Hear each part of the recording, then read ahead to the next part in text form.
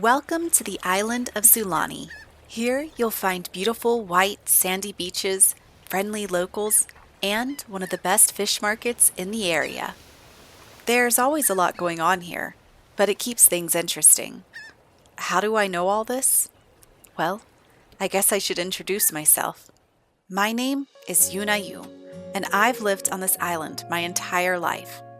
My dad, Yu, is a fisherman, so he's out at sea a lot, so I don't get to see him as often as I'd like. My mom, Yu, takes care of us kids, maintaining the house and making sure all the chores and errands get taken care of. Speaking of kids, I have a little sister. Her name is Hanyul. We've always been pretty close, but with Dad being gone a lot, I had to step up to the plate and help my mom out. As a teenager, I even had a part-time job to help make ends meet, since Dad's returns to the island were never guaranteed. Speaking of Dad, he always keeps my mom busy. Whenever he comes home, he has fish by the boatload. Mom and him always sell them at the market, and even right outside our home since it's on the way. They're always arguing about the prices, but even so, I can tell they love each other. Growing up, I went to a private school. It was great, but came with a higher set of standards. Anytime I didn't get the right grade, Mom would come nagging. When it comes to education, she's pretty strict. She always says that she just wants the best for her kids. Anyways, I recently graduated from high school, and needless to say, the pressure from my mom has gotten worse. Now that I'm done with school, her focus has shifted on my romantic future. She's constantly telling me I need to start seriously dating so I can have a family of my own and a reliable future. Though, I know she just wants grandkids. It's not that I don't want to be in a relationship, but I've been focused on something else. I have a goal. A secret, I guess. I really want to open my own restaurant here on the island. Ever since I was a kid, my mom's taught me how to cook all sorts of dishes. I guess you could say I fell in love with it. I love the way food can just warm you from the inside out, cheer you up when you're sad, and bring people together. First though, I'll start small and just work at the local restaurants here in town to learn what I can. Mom's not too happy about it, but I'm hoping my sister will be a new distraction for her since she just started high school. After all, she's a lot more rebellious than I was at her age and keeps Mom on the run. Dad loves my cooking and is the only one I've told my secret to. He thinks it's a fantastic idea and said he wants to be my first customer. He's agreed to keep it between us since he knows how my mom feels about things. Anyways, that's me in a nutshell. Here's to hoping I can make my dream come true. Wish me luck. It was Thursday night, after I had gotten off work, that I went over to Min's house to hang out for a bit. That's when I told her about the date my mom was setting me up on. She did what? A blind date? Like, with who? Min sat with her mouth wide open in shock. Yeah, you know how my mom was pretty strict and pushy when I was in school. Well, now that I'm finished with that, she's moved on to the next thing on her list of importance, my love life. Min sat back down on her bed, processing the information. I get that she wanted you to be successful in school and all, but why butt into your love life? That seems pretty invasive. I let out a sigh. Well, I think it's because she and my dad were high school sweethearts. So, they got married and had kids pretty early on. But honestly, I'm pretty sure she just wants grandkids. If the world had felt the eye roll Min did, there would have been earthquakes popping up all over the Richter scale. Seriously? That's like so old-fashioned. My parents could care less about my love life, but I guess that could be because they're focused on my older brother. But anyways, so what are you gonna do? She asked. I looked up at the ceiling with another sigh. Well, what else? I'm gonna go on the date. I promised her I would. Besides, she didn't say anything about marrying him. I just have to go on the date. Min tapped her cheek thoughtfully, and then an idea struck. Hey, do you happen to know his name at all? I had to think for a minute to remember what Mom had said, but finally recalled. Hakun Wong, I think. Without hesitation, Min grabbed her phone and began typing wildly. I looked at her curiously and asked, "What are you doing now?" "What do you think?" she giggled. "I'm looking him up on SimBook. Don't know about you, but I'd rather go in not blind." A few minutes went by in silence. Finally, Min let out a whine of disgust. "Seriously? This guy is concerning. He doesn't even have a SimBook. I can't find him anywhere." She threw her phone across the bed in agitation. "When even is your date?" she asked. I looked at her and let out a small, short laugh. Tomorrow night, after work." She gaped at me for a moment. That's short notice. However, if you think I'm about to let you go on a date looking like that, you've got another thing coming. We may not know what Mr. Mystery Man looks like, but that doesn't mean we can't make you look like $1,000,000. Come straight here after work and I'll get you all ready. I knew there was no point fighting against Min.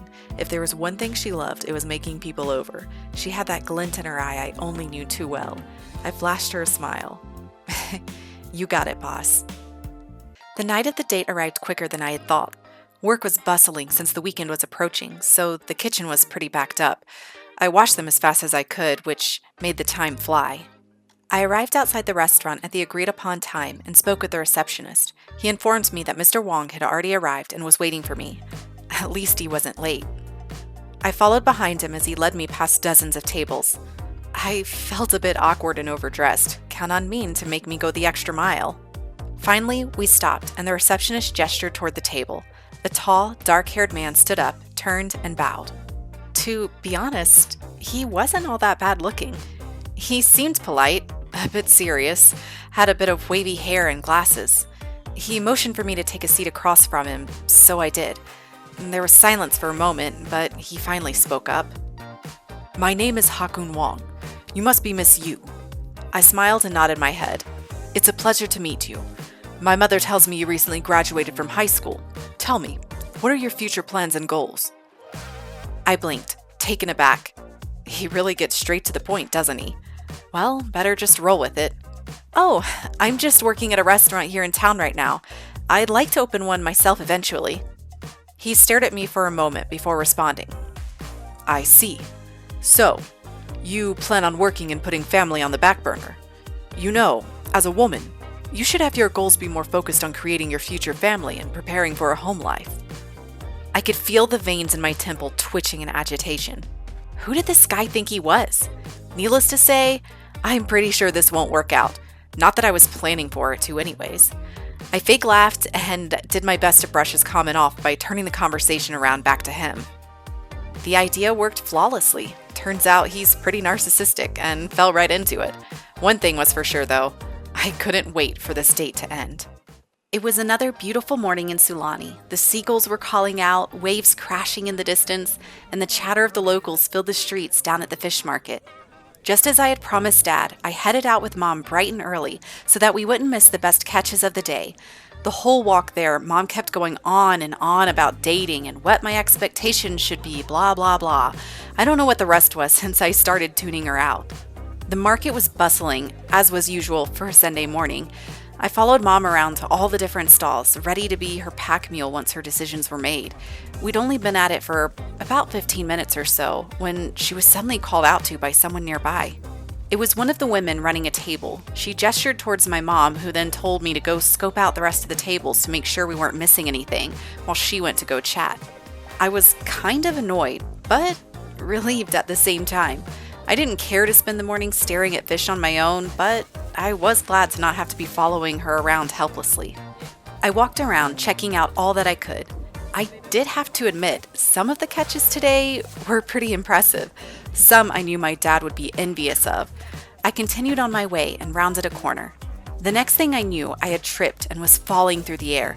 I closed my eyes and was surprised when I didn't feel the concrete under my hands, but instead had fallen against something soft but firm. I quickly looked up and realized that I had fallen right into someone. A guy, at that, and one that seemed close to my own age. I regained my balance and pulled away quickly. "I'm so sorry. I tripped and had no idea anyone was there." The man had one hand to his forehead and the other lifted out in front, as if telling me to quiet down. "Ow! Jeez, watch where you're going next time." He finally pulled his hand away from his face and looked down at me. So, what's your deal? You need me for something? We know each other? He raised his eyebrow in curiosity. I found myself feeling embarrassed and not knowing quite what to say. No, I just tripped, that's all. I am truly sorry. I didn't mean to bother you or get in your way.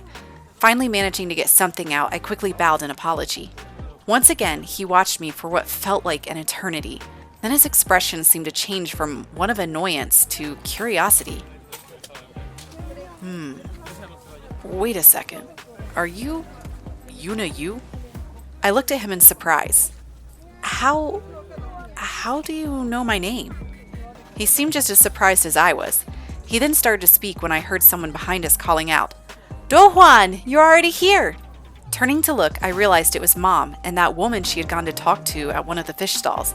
The woman had a big smile across her face. "I see you've already met Miss Yu. I was hoping I'd introduce you two today. Now you've saved me the trouble." I looked over at what I could only assume was Do-hwan and stared at him. He gave me a little smile. "Of course, Grandma. You know me. I'm not one to wait around. I was just talking to her about that date I wanted to ask her out on." My face took on a look of surprise. Once again, I glanced over at him in confusion. "What are you talking about?" I mumbled. "Just go along with it," he muttered under his breath back to me. "That's wonderful! I'm glad to hear it. See, Soa, I told you my grandson is a catch. He just barrels right in and gets things done." The look on my mom's face told me she wasn't super enthusiastic about this pairing. I knew it was mostly because of his tattoos and piercings. I knew my mom all too well. "Yep, that's right, Grandma. We were actually just heading out for a walk to talk about our plans." He squeezed my shoulder and looked over at me. "Isn't that right, Miss Yu?" I felt so awkward, but decided it was for the best to go along with him. After all, the sooner I did, the sooner I could get out of this whole situation. I cleared my throat. Yeah, that's right. He was just inviting me out to the beach to talk about things right before you two showed up." Do-hwan smirked. "See, you heard the lady. May we be on our way?" My mom put on one of her fake smiles. "Oh, okay, honey. That sounds great. Have fun and be careful. I'll see you at home then." I felt bad for lying to my mom, but it was the only way I could get out of this situation. Plus, apparently we were supposed to be meeting anyway, so might as well figure out the whole story and decide what to do. Yeah, I'll see you later, Mom." With that said, we turned to leave, Do-hwan's grandmother smiling widely and giggling, Mom looking concerned. We walked in silence for a bit, and the only time he spoke was when I asked where we were going. He simply said to his favorite spot on the island, somewhere quiet where we could talk. Finally, we arrived along the shore of a small piece of the island that was far from the main beach. It was a spot I hadn't been to before, and I had to admit, it was beautiful. I loved how peaceful and quiet it was. He sat down in the sand and motioned for me to sit beside him. I did and let out a big sigh. He looked over at me with his stoic gaze. I decided to speak first. "Care to explain to me what that was all about?" I was surprised when his gaze changed to a look of slight embarrassment. He turned and began to tell me everything. Apparently his grandmother, Miss Yamada, had been chatting it up with my mom at the market about him and telling her how she wanted to have us go on a date. Of course, my mom had agreed since my date with Hakun Wong had been sour, and his grandma had told him my name and shown him a picture, which explained why he knew who I was. To get her off his back, he agreed to ask me out, but he mentioned multiple times that he wasn't interested in me in any way. As annoying as it was to hear, it was also relieving. He finally finished the story and asked, "Are you mad at me?" I looked out over the ocean and watched the waves rolling in, crashing softly onto the sand. "Of course not. I can't be mad at you. I mean, after all, it's not like any of this was your fault. It's all our family's doing." This seemed to cheer him up. He quickly leaned forward and pointed at himself. "Right? I mean, after all, it's almost impossible to be mad at a handsome face like this." I rolled my eyes. He laughed and ushered for me to stand. "Now, I know we're in a sticky situation, but we'll get through this together. We'll go on that date soon. I'll contact you with all the details. Just leave it to me." He smirked and pointed at me. "So, we're friends now, right?" I nodded my head lightly. "Great! Just remember, don't go falling for me. I know I'm pretty irresistible, so don't want to go breaking your heart." I let out a small laugh. Then his expression changed from one of joking to sincerity. For real though, thanks for going along with this. It's not easy when you have family that wants to set you up. Also, I'm serious when I say we're friends now, even though I know we just met, so if there's anything you want to know, just ask.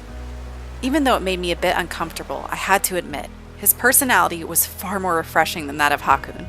This guy seemed much more laid back and was much easier to talk to. I wasn't interested in him in any way, but the thought of having a new friend to talk to was nice, and having someone that understood what it felt like to have pressure from their family about dating. Thanks, Do-hwan. I'll see you soon. The sun was shining, the seagulls were flying high, and the day promised to be another scorcher. Today was the day I had planned to have both Min and Do-hwan meet.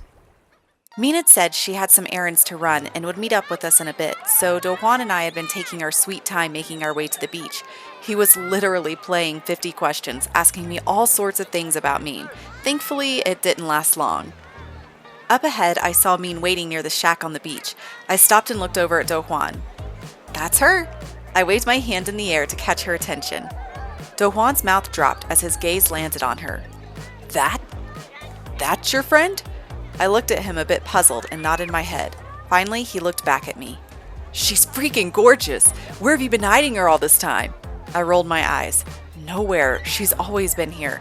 With that, I walked forward, him trailing not too far behind. Min smiled at me and quickly made eye contact with Do-hwan. I knew exactly what she was doing. She was sizing him up, making her judgment call. She would tell me all about it later. So, you're Do-hwan, are you? I'm Min. Nice to meet you. Do-hwan looked dumbstruck for a moment. I had to keep myself from laughing. He seemed like such an overly confident guy most of the time, but here he was, looking lost. Oh, yeah, that's me, Do-hwan, at your service. The three of us made our way down towards the shore, chatting along the way. Min and Do-hwan seemed to be getting along quite well, so I was definitely pleased. Of course, Min gets along with almost everyone. She's always been the outgoing type, so it really came as no surprise. While I liked just the two of us hanging out, I had to admit, it was refreshing having someone new with us. Do-hwan was kind of like a breath of fresh air and comic relief. Just as we were starting to make plans to head to the cafe to hang out, Mom suddenly sent me a message asking me to run to the market to pick up a few extra ingredients for dinner. I told Min and Do-hwan to head on without me and that I'd catch up with them in a bit. Besides, this gave them some time to be alone. After all, it was obvious that Do-hwan was super into her. I raced off quickly in the direction of the marketplace. The streets were bustling, filled with everyone out on their lunch breaks. With these kinds of crowds, I didn't want to be out too long since the lines would be out the door. Best to get it done quickly. I was heading down a side alley when I heard someone yell, "Hey!" I turned to see who it was and gasped. Out of nowhere, a guy raced up to me, forcing my back against the wall of a nearby building. I had no idea who he was. I'd never even seen him before. His gaze was intense. I felt like it was burning holes in my skin. He had large tattoos up his arms and long hair wrapped in a bun. He looked down at me. "So, you were with Do-hwan, weren't you?" I looked back at him and answered, Yeah? What about it? Who are you?" He lifted his arm and leaned on the wall behind me, bringing himself closer. "That little prick owes me, yet here he is, playing around, having the time of his life." I didn't know what this guy was talking about. Obviously, there was something going on between him and Do-hwan, but I didn't know what it was, nor did I want to get involved. I sighed and glanced back at him. "Look, I don't know what you're talking about." He smirked and looked down at me. "Is that so? Well then, I could help you to understand exactly what I'm..." His voice was cut off by another. "Hey, leave her alone!" I could feel relief washing over me as someone else had finally shown up. I looked over to see who it was. He was handsome. His hair was jet black, which caused his blue eyes to stand out strikingly. He was tall and had a muscular frame. I'd never seen him before, so it surprised me that a stranger would get involved. The guy who had me pinned against the wall turned to see the newcomer. I could tell he was agitated. "Yeah, you got a problem?" The other guy walked forward. "I do, actually. What business do you have antagonizing her? What's it to you? It doesn't concern you. Now beat it." The man with the piercing blue eyes stepped forward again, standing his ground. "I'm not going anywhere." The man with tattoos let out an exasperated sigh. "I don't have time for this." He turned back and looked at me. "Don't think this is over. I will get what I'm owed." With that, he turned and left. I let out a sigh of relief. I had enough drama going on in my life. I didn't need any more. I had almost forgotten about the other guy when he suddenly spoke up. Excuse me, but are you all right?" I looked up and met his concerned gaze. I could instantly feel myself getting flustered. Yeah, I'm totally fine. Thank you for your help. Sorry to cause any trouble." I bowed to apologize and show my thanks. I quickly turned on my heel to leave. "It wasn't any trouble at all. I just thought I should help," I heard him mumble. I turned one last time and bowed once more and ran off, leaving him scratching his head. Why was I so awkward? I shouldn't have just run off like that. I should have thanked him more, or at least found out his name. I panicked. Too much happened all at once, and for some reason, my heart is beating 1,000,000 miles an hour. I just need to finish getting what Mom needs and get back to the beach. It was awkward. I wanted it to be over. Please, someone send help. It was Thursday afternoon, and I was having the third and hopefully final date that Mom had set me up on. He was nice, that's for sure, but he was so shy. Every conversation I had to start myself. Otherwise, we'd just be sitting in permanent silence. All I had found out about the guy was that his name was Kang Dae-gwan.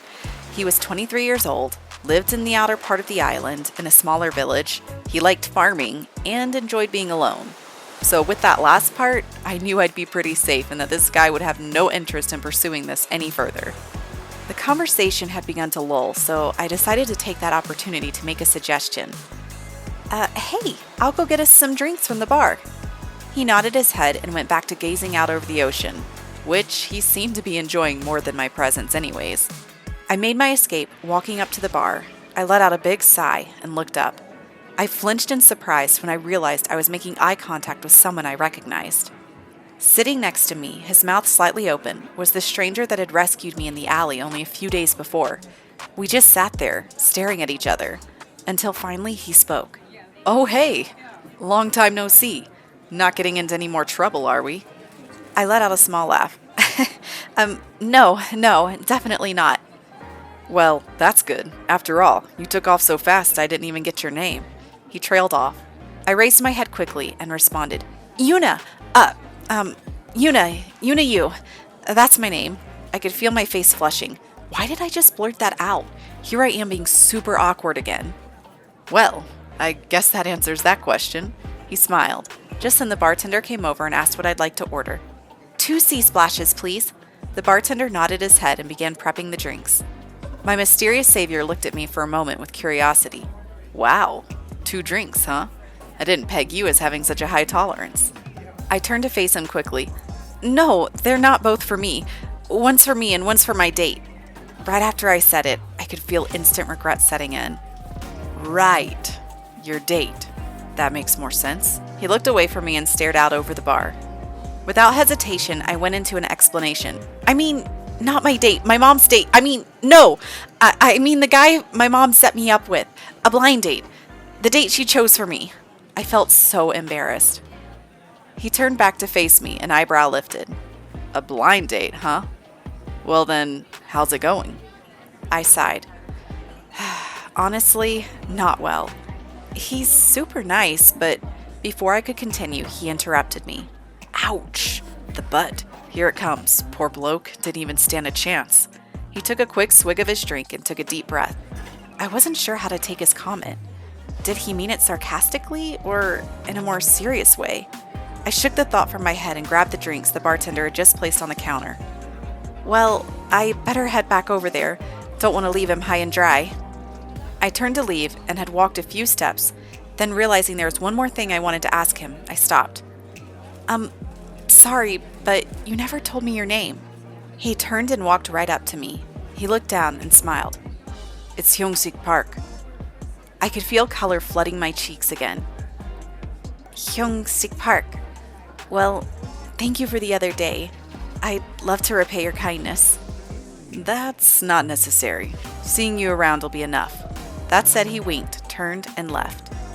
I wasn't sure what he meant by that, but my heart was beating a million miles an hour. This guy, each time I saw him, he made my heart race. What was it about him? I had only just learned his name, but here I was finding myself hoping that I'd run into him again soon. The sun was shining, the sky was blue, seagulls called throughout the air, waves crashed along the shore, and the sand was hot. It was the perfect day, and would have been a shame to waste it. Min, myself, and Do Juan had headed to the beach to make the most of it. Min had recently started a job at a local fashion boutique in town, and wanted to celebrate her first successful week by doing absolutely nothing at all. I had already decided to take the day off, so it worked out perfectly. Originally, it was going to be just the two of us, but as soon as Do Juan found out, he begged me to let him come along. That's how all three of us ended up here. I took a deep breath, taking in the smells, the sounds, and the feel of the warm sun on my skin.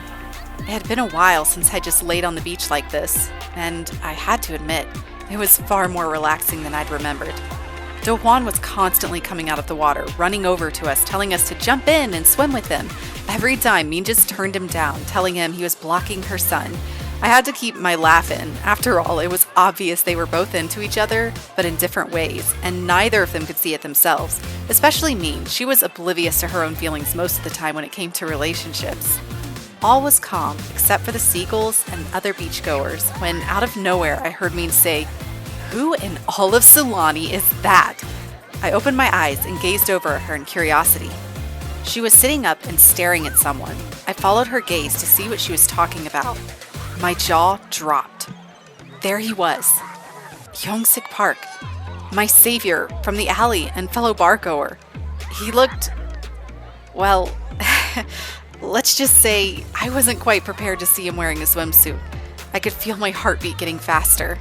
His arms, his legs, his abs, those blue eyes like the ocean itself, and honestly, just everything about him. Min looked over at me exclaiming, "Isn't that guy like crazy hot?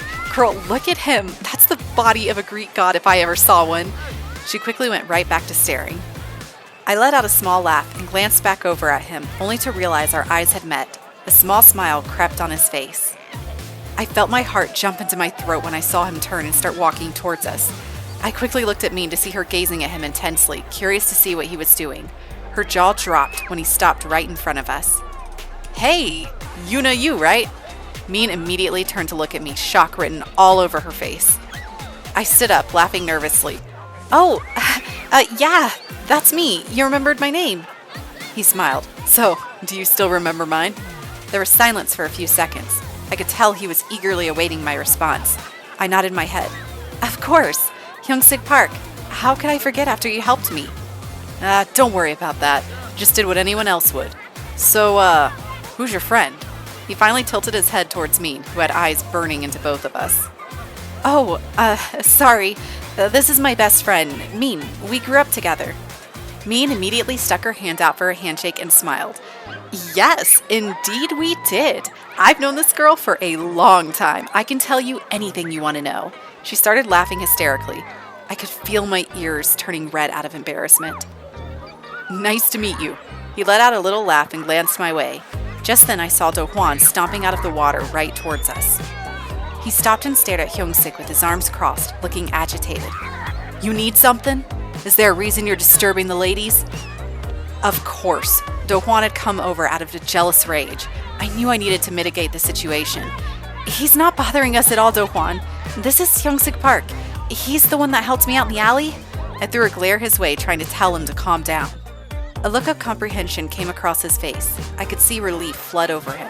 He immediately turned towards Hyung-sik. "Oh, sorry man, my mistake. My name's Do Juan. Now, why don't the two of us go over here and let the girls be?" With that, he wrapped his arm around Hyung-sik's neck and started dragging him in the opposite direction. I could feel disappointment setting in, as I had hoped to talk with him more. My thoughts were interrupted as Min broke the silence. "Excuse me, Miss Yu, but you've got some explaining to do. You told me the guy was cute, but you didn't say he was like handsome, model level cute." I knew Min wouldn't let me drop it and found myself wishing I could be dragged away by Do Juan too, or the ocean. Either one would suffice at the moment. The day had finally arrived that I was to meet up with Do Hwan. I was waiting at the beach with no sign of him. It was me, the seagulls, and a few crabs. Why did I have to go with him? I didn't really want to involve myself in this whole situation, but he was a friend in need, and I wasn't one to turn my back on that. I let out a sigh. Just then, in the distance, I saw Hyung-sik approaching. I had done what Do Hwan had asked. The previous night, I had messaged him about it, and he surprisingly called me right away, asking me to explain the situation. So, I did. Well, at least I gave him the rundown of what I knew. Honestly, I was surprised when he agreed to come, and a bit happy too.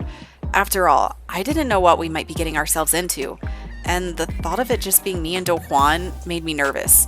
Not that I didn't trust him, but just that I'm not sure how well he would defend me in a bad situation. Do Hwan's not here yet? Hyung-sik asked me as he drew closer. I shook my head. Well, guess we can wait together then. He smiled and I felt my heart flutter for a moment. Minutes ticked by and finally Do Hwan came racing down the beach. He stopped in front of us panting. Hey! Whew! Sorry guys, Grandma's scolding me and it took me a bit to get away from her. He laughed. Getting into trouble this early in the morning already? I asked, shooting him a look. He laughed again. Nah, nothing major. I just forgot to deliver a few things to a friend in town. I'll take care of it later.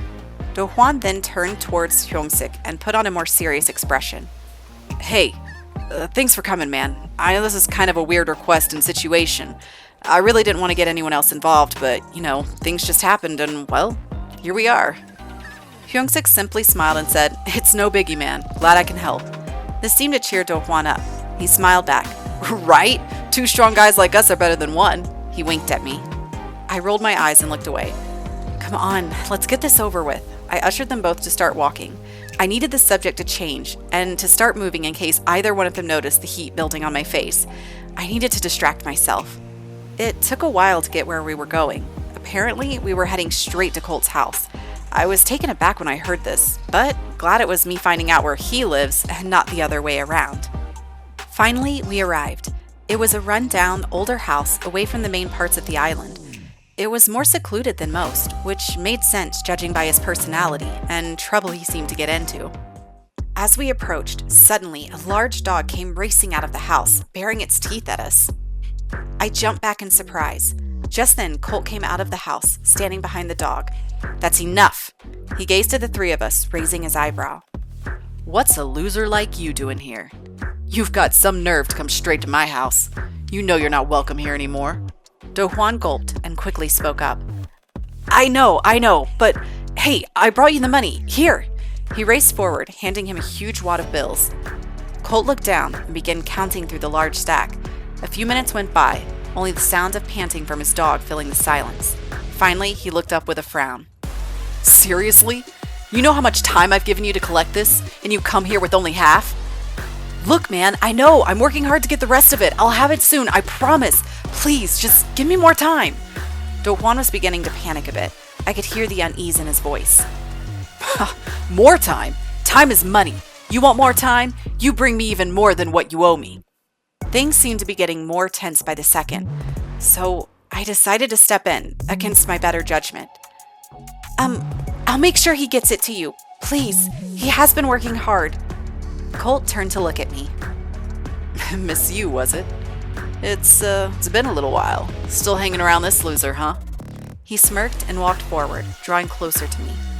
You know, if you're looking for a good time, I can show that to you.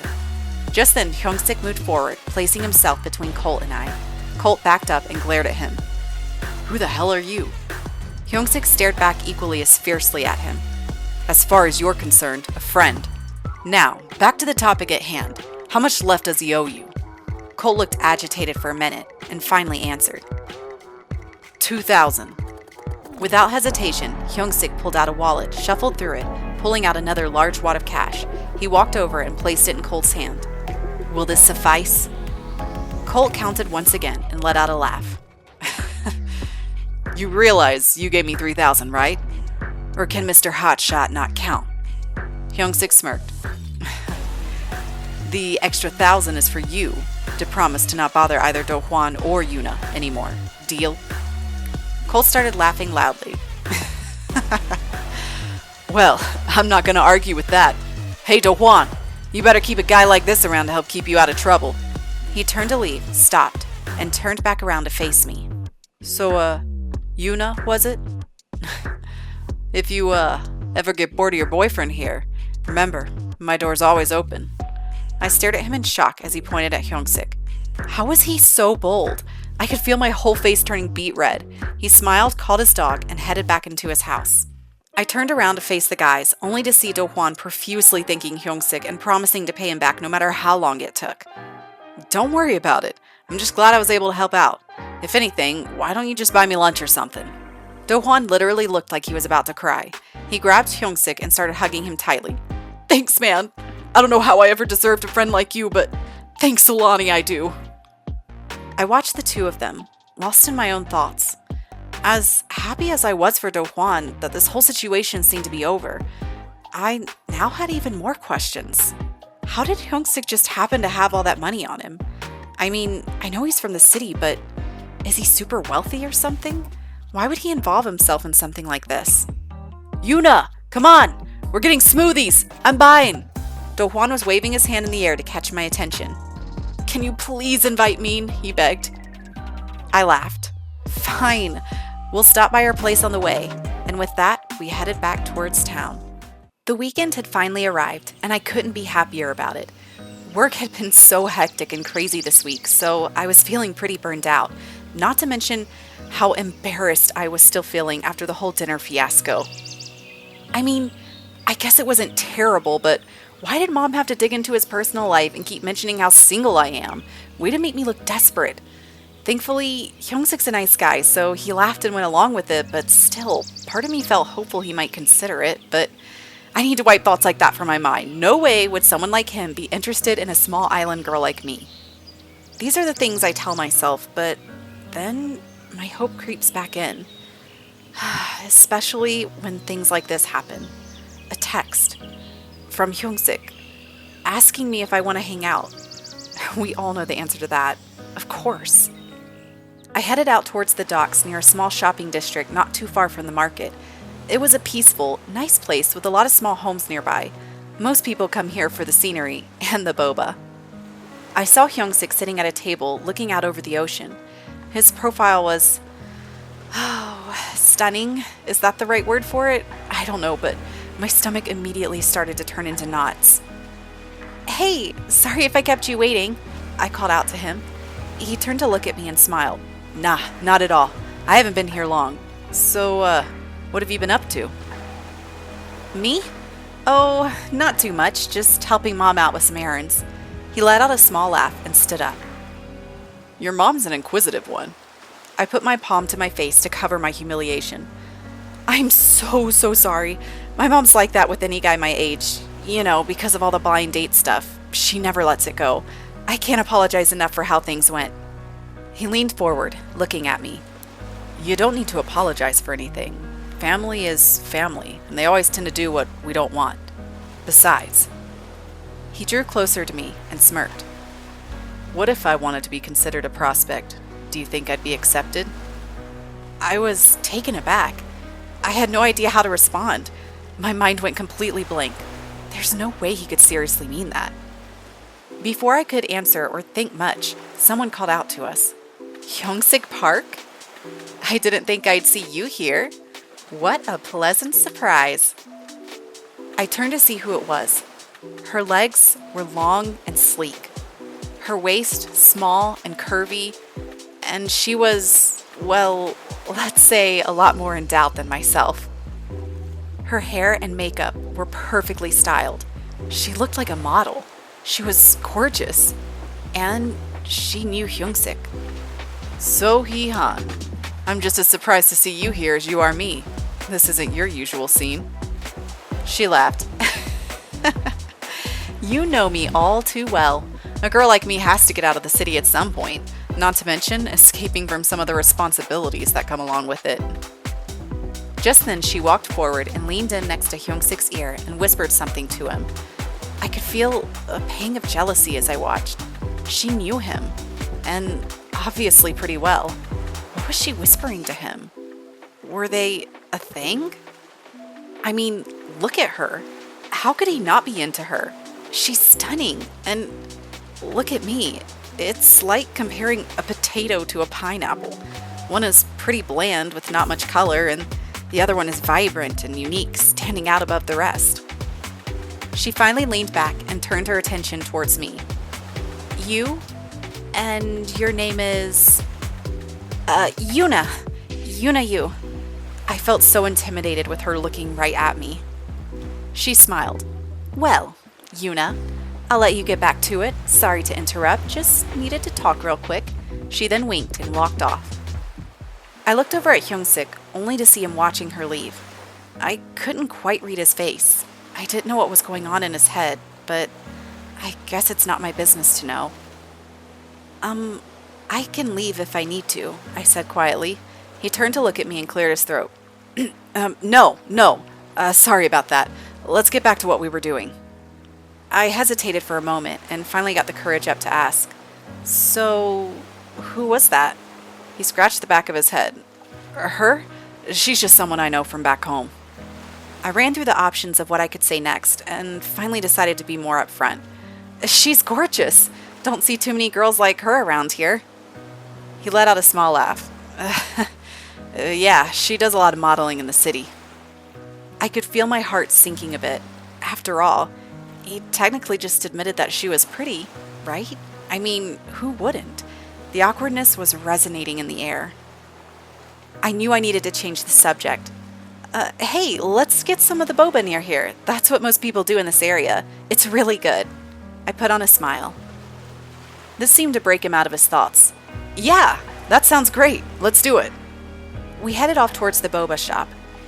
But I couldn't erase from my mind his comment from earlier. Was he saying that he was interested in dating me, or was he just teasing me? Plus, what about that girl? He had to be teasing me. There's no way I could compare to someone like her. I let out a sigh. Best to just smile and do my best to enjoy myself. I mean, I can always look. And with that, I did my best to lighten the mood. After receiving Hyung-sik's invitation to come to the hotel, I contacted Min and Do-hwan to let them know, which they both accepted enthusiastically. I was excited too, just a bit nervous. For one, I'd only ever seen the hotel from a distance, as it was pretty high-end, so most of us locals never ventured there since we couldn't afford anything there anyways. But also, he was inviting me. I mean, us, to where he's staying. Regardless, it was happening. We planned to head out the next afternoon. He told us to dress comfortably in clothes that move easily. Apparently there was a volleyball court there, and he wanted to play. The three of us met up at noon and headed out towards the outer part of the island, following all the signs advertising the #1 tourist resort in the area. Before long, we saw Hyung-sik standing outside the most gorgeous hotel I'd ever seen in my life. He waved us down with a big smile. Over here! Took you guys long enough. Min scoffed and rolled her eyes. Well, we would have been here faster if someone hadn't had to stop and goggle at everything he saw. She shot a hard glance over at Do-hwan. Hey, go easy now. It's not every day I get to come to such an expensive part of town. I mean, how can you not want to look at all the street vendors? I mean, look at what they're selling. Hyung-sik laughed. I get it, man. No worries. He stepped forward and looked over towards me. Hey, Yuna. How's it going? I could feel my cheeks flushing a bit. Good. Now that I'm here. I mean, we're here. He smiled. Great. If you guys are ready, the court's set up. We followed him to the nearby court where he turned around and said, We'll have teams of 2. Any preferences? Everyone was silent for a moment, and then Min spoke up. I think I'd like to take Do-hwan. Her face remained calm as Do-hwan's jaw dropped in disbelief. As much as I love you, Yuna, to keep things fair, we should have teams with a boy and a girl on each. She winked at me. Also, I know for a fact that Do-hwan is pretty athletic, but I'm not too sure about you, newcomer. I knew exactly what she was doing. She was being my wingman. Or woman. She was purposely trying to put us together to help me out. Perfect. You alright being stuck with me? Hyung-sik asked. I smiled. Of course. I wouldn't have it any other way. The tips of my ears went red. I couldn't believe I just said that. Even so, I didn't regret it. The smile he gave me made my heart jump 50 feet off the ground. He winked and said, Me either. I'll make sure you don't regret it. Looking across the net, I could see Do-hwan putting his game face on, stretching it out. Min stood next to him, eyes rolling. Come on, seriously? Do-hwan kept his eyes straight ahead and responded, Of course! If I'm not warmed up and limber, there's no way we'll win. Ready, guys? Hyung-sik called out. Everyone yelled out together a ready that echoed throughout the air. Serving! The game was fun. I had a really great time. I had played volleyball a few times, but never anything really competitive, mostly just with my dad one-on-one or occasionally with Hanyul when she was in the mood for physical activity. Do-hwan was constantly diving for the ball, trying his best to impress Min. I could tell she was enjoying it, but was acting like she was annoyed on the outside. She always plays hard to get. Hyung-sik was impressive, to say the least. He was so good at it, and I couldn't help but enjoy watching him be good at it.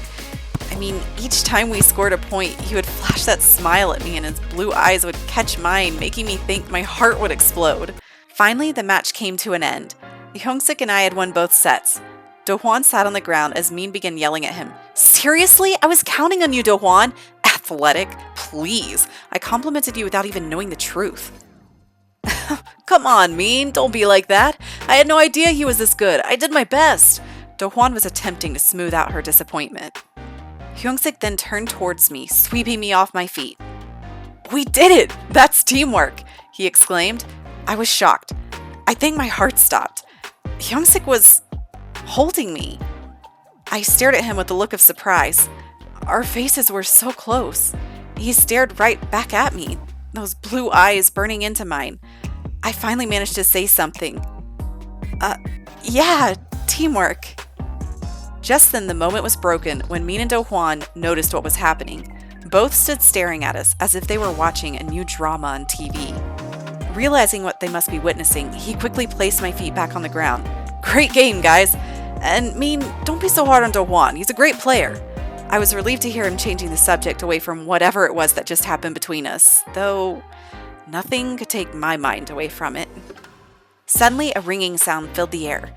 Hyung-sik pulled his phone out of his pocket and answered it. He was smiling at first, but it quickly changed into a more serious expression. What? Already? A few more moments went by, and he hung up. He turned immediately and raced off towards the entrance to the hotel. The rest of us looked at one another in confusion and followed quickly behind him. Just as we made it to the front, the doors flung open.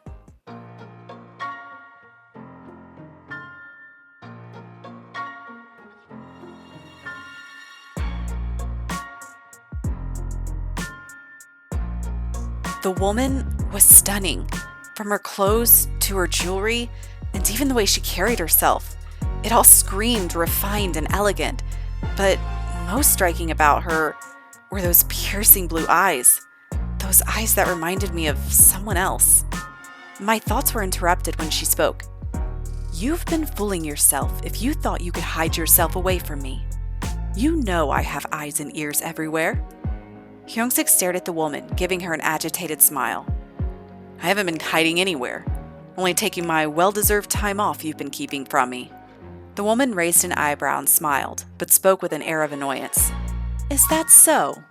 Well then, by all means, don't let me interrupt. She glanced over in my direction, our eyes meeting. She walked forward, leaning close to him. Rest for the moment, but don't forget, you will do as you're told. Also, don't get yourself too close to the island, rats. You know where your place is, and Alan's sure it remains that way. With that said, she walked past us without a second glance. Her presence and aura just made the air feel tense. I was glad to see her go. We all stayed silent, no one knowing quite what to say. Finally, Do-hwan decided to speak. You all right, ma'am? Hyung-sik seemed to snap out of his daze and focused back on us. Yeah, sorry about that. So, who was that? Do-hwan asked, scratching his head. Hyung-sik looked hesitant for a moment, took a deep breath, and spoke. That was my mother. We all stared at him in shock. It made sense when I thought about their identical blue eyes, but even so, she didn't seem very compassionate for her mother. I didn't know what she was talking to him about, but she seemed more threatening than loving. Not to mention, she called us island rats. Please don't listen to what she said about you guys. She doesn't know what she's talking about, but, anyway, I need to go. I'll see you guys later. Hyungsik turned, but looked back directly at me, our eyes meeting, a hint of a smile showing around the corners of his mouth. I'm sorry. We'll talk later. I nodded my head and gave him a small smile back. With that, he turned and left, leaving the rest of us feeling both perplexed and concerned. The night of the party finally arrived. The location was absolutely gorgeous. I'd never been to the beach club, as it required a pretty hefty fee to be a member. Visitors could only come with an invite from a current member, which, thankfully, that's what we had Sohee for. I was feeling nervous, excited, anxious, self-conscious, all the things. I was so grateful I wasn't here alone. Thanks Sulani, Min, and Do-hwan got to come too. When I had mentioned it to Sohee, she had said it wouldn't be a big deal for us all to come, and when Min found out, she about fell out of her chair. She's always dreamed of coming to this place. The four of us made our way in, Sohee showing her membership ID and letting the receptionist know we were her guests. Inside was just as beautiful as the outside. There were places to lounge everywhere, along with a bar, spas, and even a dance floor. Min and Do-hwan had been bickering for a bit, but waved and said they would catch up with me later. After all, they knew exactly why I was here. Well, Min at least. Sohee walked forward, a gentle smile curling at the corners of her mouth. You'll find Hyungsik down there. She pointed in the opposite direction to the far end of the dock. Right. Thank you. I smiled back. She nodded her head and walked off. I made my way down the deck until I arrived near the last pavilion. It was dark, except for the light of the nearby torches. I peeked around and saw Hyungsik sitting and staring off into the dark ocean.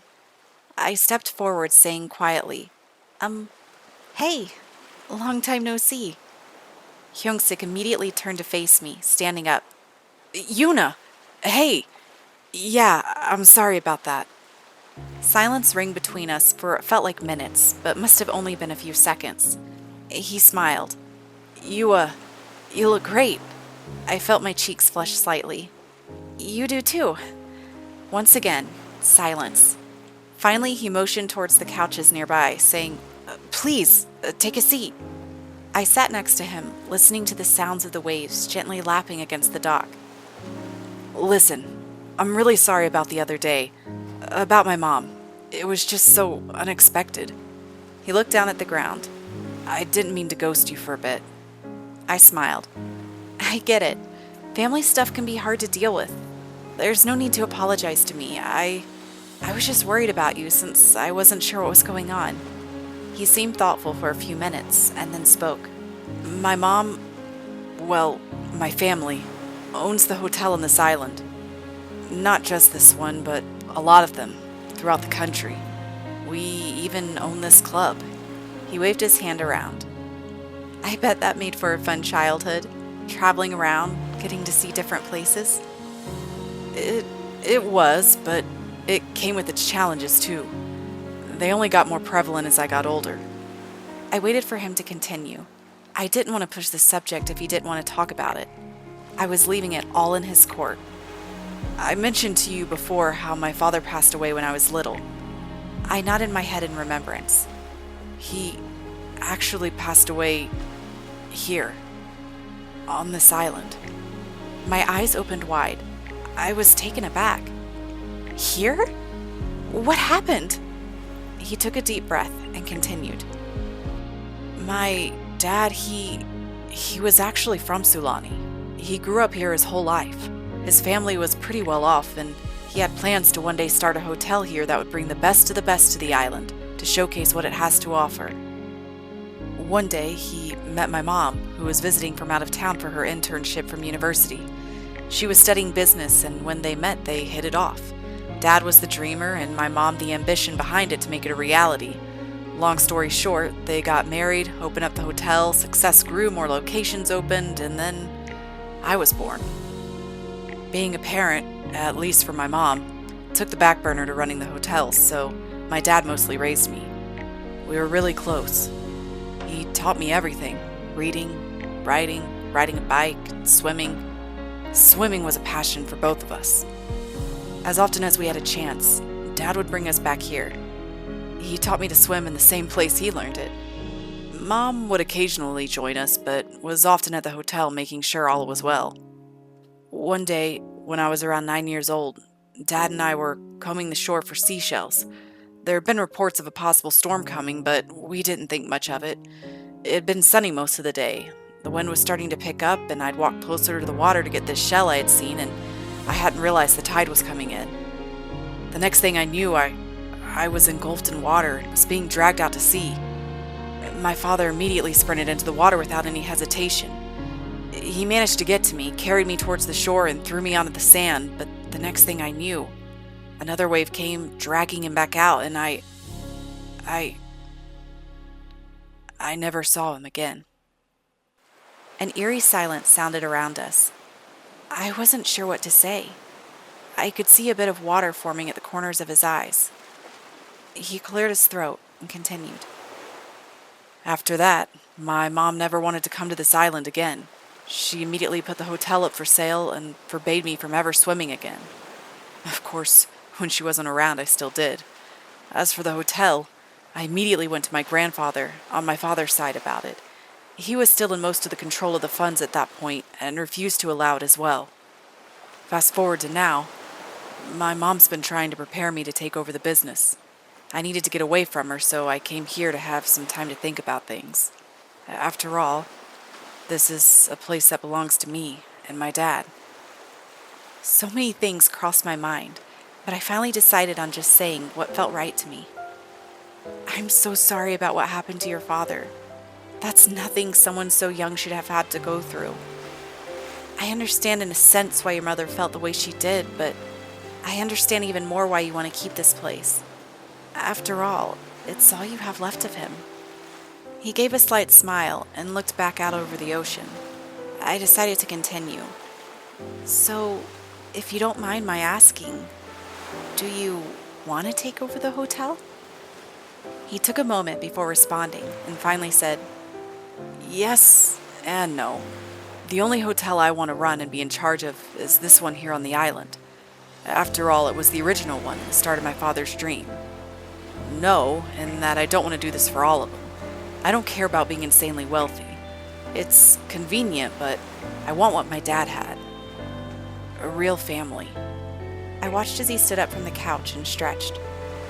I'm sure I'm not the first to tell you how intimidating your mom is, but don't let her decide what you want to do. You have every right to do what your father had as she does. She may not be the most maternal, but you're still her son. She can just go command someone else and let you be. Hyung-sik turned around, looking at me in surprise for a moment, then started laughing. I wasn't expecting that response. Finishing his laughter, he gave me a soft expression. Thanks, Yuna. Thanks for listening. I'm sorry if I shared too much and made you uncomfortable in any way. No need to drop my family drama on you. I shook my head and stood up. No, don't apologize. I'm glad you told me and we're honest. I was over here stressing myself out, trying to figure out what was going on, but wasn't sure if I should call you or message you because I didn't want to bother you. I trailed off, feeling my face flush as I realized the word vomit I was doing. He raised an eyebrow. You were stressing out over me? Of course I was. I looked back at him, hoping he would see how serious I was. So, why would you spend your time worrying about me? He moved closer. I could feel my heart beating faster. Because you're a friend. And I always worry about my friends. My head was getting so foggy as he leaned even closer. Is that so? Am I a friend? Or something else? His face was so close to mine.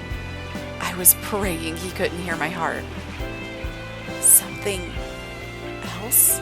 I whispered back quietly. I could feel his breath gently on my cheeks. I couldn't think. My mind was a blank slate. He smiled. I think I'm something else. He smirked and leaned even closer, as though he were about to kiss me. The attraction I felt was overwhelming. I could feel myself being drawn like a moth to the flame.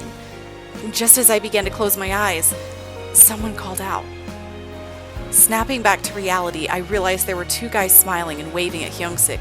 Hey! Long time no see, man. It's been a while. Hey, guys. What timing? Hyung-sik sounded happy but agitated.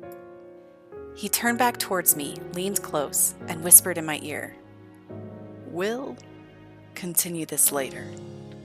And with that, he walked off with his friends, leaving me alone to the waves, the flickering torches, and my pounding heart. The night had arrived. I checked Hyung-sik's message again to verify the address and time. I was feeling so anxious. I mean, why was he being so mysterious? Couldn't we just meet somewhere in town? My nerves were a jumbled mess. Regardless, it was no question. Of course I'd be going. I would never miss a chance to spend more time with him, especially after realizing how strong my feelings were beginning to be. After almost, Oh, Sulani, I can't even think about it. The night was calm with a cool breeze making its way through each of the palm trees. I loved the sound of the rustling leaves, crickets, and gentle waves. It was literally the perfect night. I couldn't have asked for better weather. Before long, I arrived at the spot Hyung-sik had said to meet at. There was a single house sitting close to the shore, a crackling fire, and a few log benches. As I made my way closer, I could see the silhouette of a man against the flames. I approached cautiously, calling out, "Hyung-sik, is that you?" The man stood and turned. To my relief, it was him. "Yuna, you made it. I was worried you might have gotten lost." I gave him a firm look. "Hey, I may have never been here, but I know how to follow directions." He laughed. "I was only teasing." The laughter coming to an end, I gazed around, taking in everything. "So, where are we? What is this place?" Hyung-sik looked thoughtful for a moment and spoke. This is where my dad raised me. He bought this house when he first moved out of his parents, so when my mom and dad got married and had me, we lived here for a while." Now I understood why I had never been here or even knew about it. This place was special. It belonged to Hyung-sik and his father. "It's beautiful. How many years did you live in it?" "Well, pretty much up until my dad passed away. Here and there we would travel and live for a few weeks at a time in other places, but this was home. Once Dad was gone, Mom immediately moved us away to the city." "So, do you still own it?" I asked curiously. "Yeah, my grandpa bought the house and held on to it until he died. Then he passed it on to me in his will. That way Mom couldn't touch it. After all, he knew what it meant to me." "I see." I wasn't quite sure what else to say. This place held so much sentimental meaning for him. "Have you stayed here a lot since then?" He looked up at the sky. "Nah, unfortunately, I was pretty much whisked away into my mom's world. I was sent to private schools, traveled to different countries with her, started learning the business, so I didn't have too much free time. That's why as soon as I'd graduated, I started trying to figure out how to get myself back here." I leaned forward in curiosity. "So, what did you do?" "I simply did everything Mom asked me to do so she wouldn't suspect anything. I went around getting her contracts renewed and upselling things for the company. Then when she was out of town for an extended business trip, I made my move and flew here. Of course, that only lasted about a week. Obviously, she found me and knew where I'd be." He looked a bit disheartened, so I decided to speak up. "Who cares? I mean, you're a grown man and can make your own choices. Plus, some would say it would have been more irresponsible to not check on your own property. If you're a homeowner. If anything, she should be applauding your maturity." Hyung-sik gave me a look of surprise and laughed. Yuna, you always catch me off guard with your responses. I never know what you're going to say, especially when it comes to my mom." He chuckled. I looked away, feeling a bit embarrassed. I'm sorry. I don't mean to be so blunt about things." Hyung-sik smiled. "Nah, you've got absolutely no reason to apologize. It's refreshing to hear someone say stuff like that. Usually, everyone's too scared of her and won't say anything because they're afraid of the backlash they might get if they tell me." I could feel a bit of confidence building up inside. "Well, I believe honesty is always the best policy. Telling people what they want to hear won't get you very far, nor help you save face." There was silence for several minutes as we both quietly listened to the palms rustling in the breeze and the sea lapping along the shoreline. Then it was broken by the sound of his warm, deep voice. "Honesty, huh? Speaking of that, I think it's time to pick up where we left off. I was startled. I hadn't expected a change in subject like that. What was I supposed to say? I laughed nervously and scratched my head. Where we left off? I'm not sure what you mean. I trailed off. Hyung-sik made his way closer towards me and smirked. Oh, okay. You mean to tell me you don't remember? Right. What were we just talking about? Honesty? He had me. I couldn't get out of it. Oh, that. I remember now. Good. Now, back to the question I asked you before. Am I just a friend? Or more than a friend? He looked at me with determination. There was no way I couldn't answer him. Well, I mean, we're friends, of course. I really enjoy spending time with you and hanging out, and I like that you get along with my friends. He pursed his lips and looked off to the side. I knew I must have messed up again, so I did my best to fix it.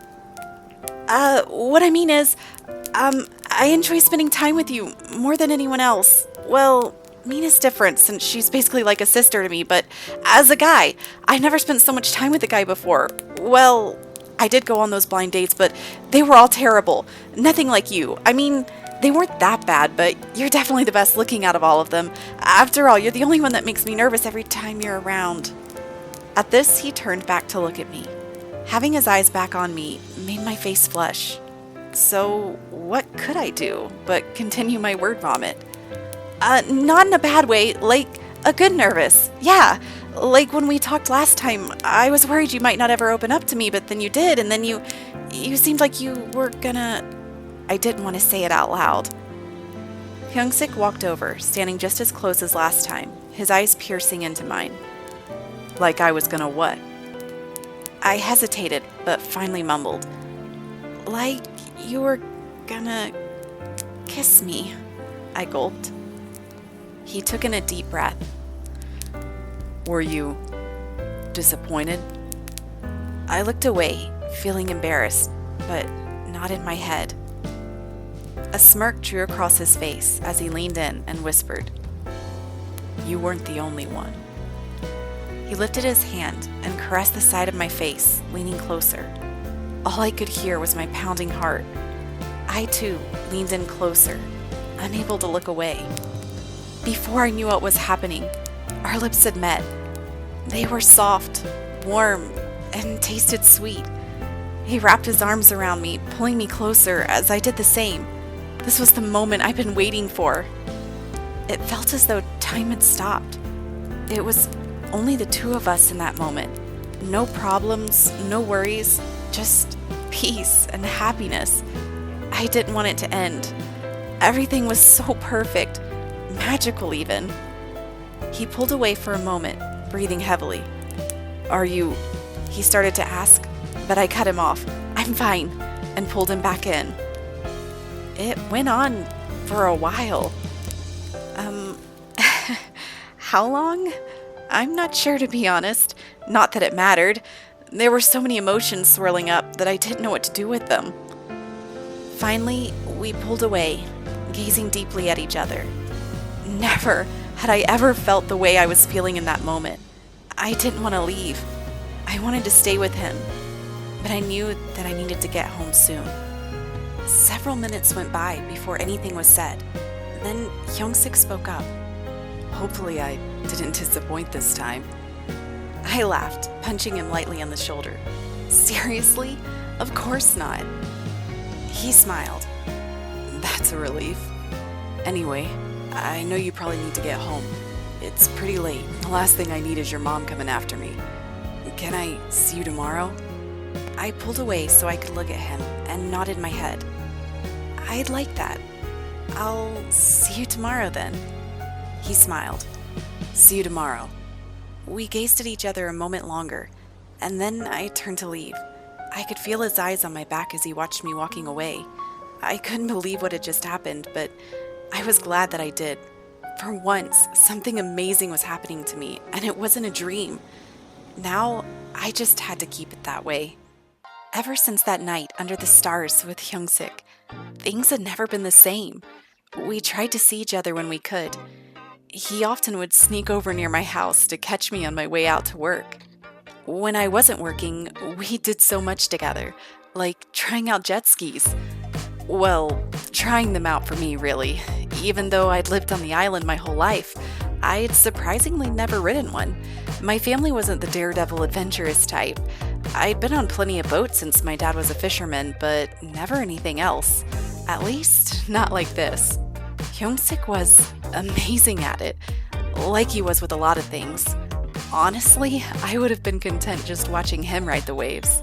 After all, he looked a lot better doing it than I did. Once he'd had enough of that, we attempted to build a sandcastle together. I have to admit, it wasn't terrible. At least, I felt I did better at it than I did with the jet skis. On some weekends, he even came to help my mom and I out at the fish market in town. He carried all my dad's fish and helped Mom set her booth up. I could tell my mom was enjoying all the other ladies checking out the handsome young man helping her. I knew that look all too well. She was definitely going to be bragging to them about him. Hyungsik didn't seem to catch on since he just simply wanted to help. It took a bit of convincing to get him to leave.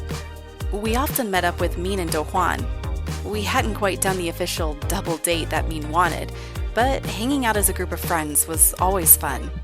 I could tell Do-hwan really liked having another guy around. Not to mention, he seemed to have a special bond with him after that whole incident with Colt. I did have to say, they seemed to balance each other out pretty well. Min and I would spend our time chatting while the guys hung out. Neither one of us could believe what was going on. We felt on cloud nine.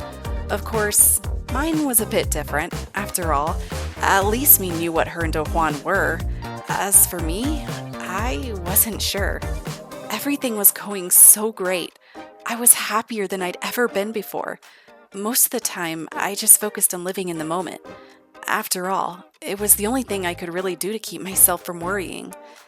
That is, until my living in the moment philosophy came crashing down. It was a gorgeous afternoon. The weather, wind, waves, just the whole atmosphere was perfect. Hyungsik had asked me to go to lunch. There was a nice place in town that I'd never been to, since the prices were a bit out of my range. But he said he wanted to treat me. As he put it, if I wanted to be a successful chef one day, I needed to try food from some of the best. The restaurant was beautiful. It was modern, while still carrying that island feel. We were quickly escorted to our table and took our seats. The menu was full of things I'd never heard of before. I'd be lying if I said I wasn't curious about them all. Seeing the way they made each dish look had me so intrigued. After several minutes of internal debates, I finally made up my mind. After placing our order, Hyungsik gazed across the table at me and smirked. That smirk, it gets me every time. His eyes, too. How was it even possible that I was with him? My heart fluttered the more I thought about it. Just then, we heard a ringing. Pulling his phone out of his pocket, he looked at the screen. I could tell he didn't seem too pleased about it. He stood up. I have to take this. I'll be as quick as I can. I'm sorry. If the food gets here before I get back, don't wait for me. Go ahead and dig in. I nodded my head and gave him a smile. I was curious about who the call was from, but knew it wasn't my business. Well, it could be, if he wanted to tell me. Now that I found myself alone, I took the time to really study out the restaurant. Everything seemed so put together, orderly, but still had an air of excitement. Even the workers seemed to find joy in their work. I found myself taking mental notes for my own future reference. Suddenly, out of the corner of my eye, I noticed someone coming up to our table. My mouth opened in shock. Standing in front of me was none other than Mrs. Park, Hyungsik's mother. She had a small smile at the corners of her mouth, but in no way did it seem natural. Well, well, well.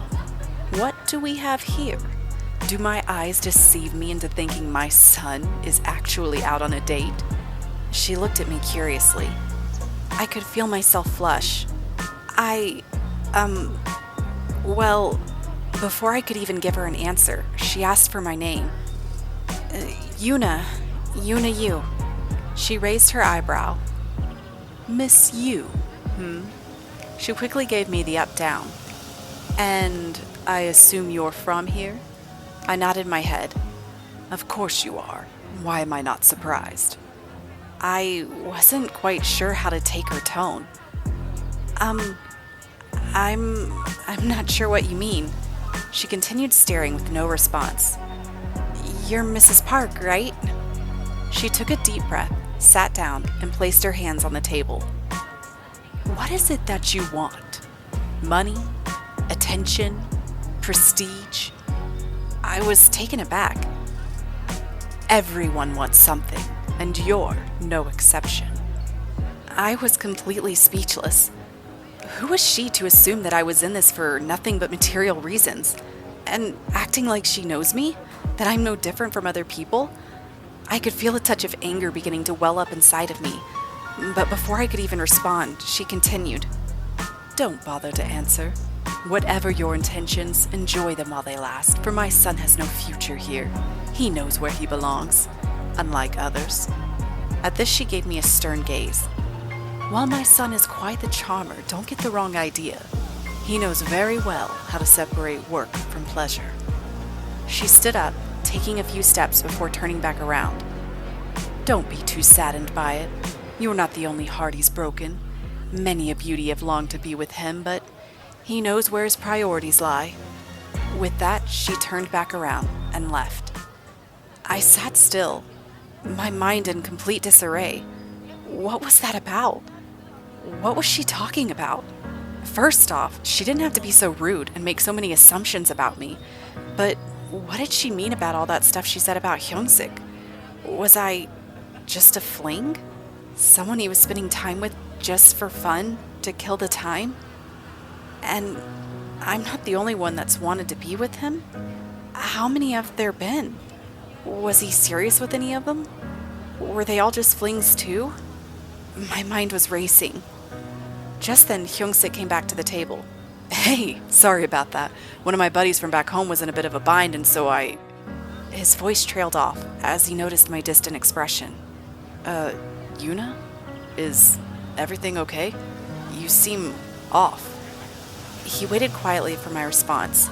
However, I wasn't sure what to say or do. Did something happen while I was gone? What? He stopped abruptly as I stood up. Yuna? I bit my lip, trying my hardest to hold my swirling mix of emotions inside. I'm sorry, Hyung-sik. There's something I need to go do. Thank you for inviting me out to lunch. I'm sorry I couldn't stay. I quickly bowed and turned to leave.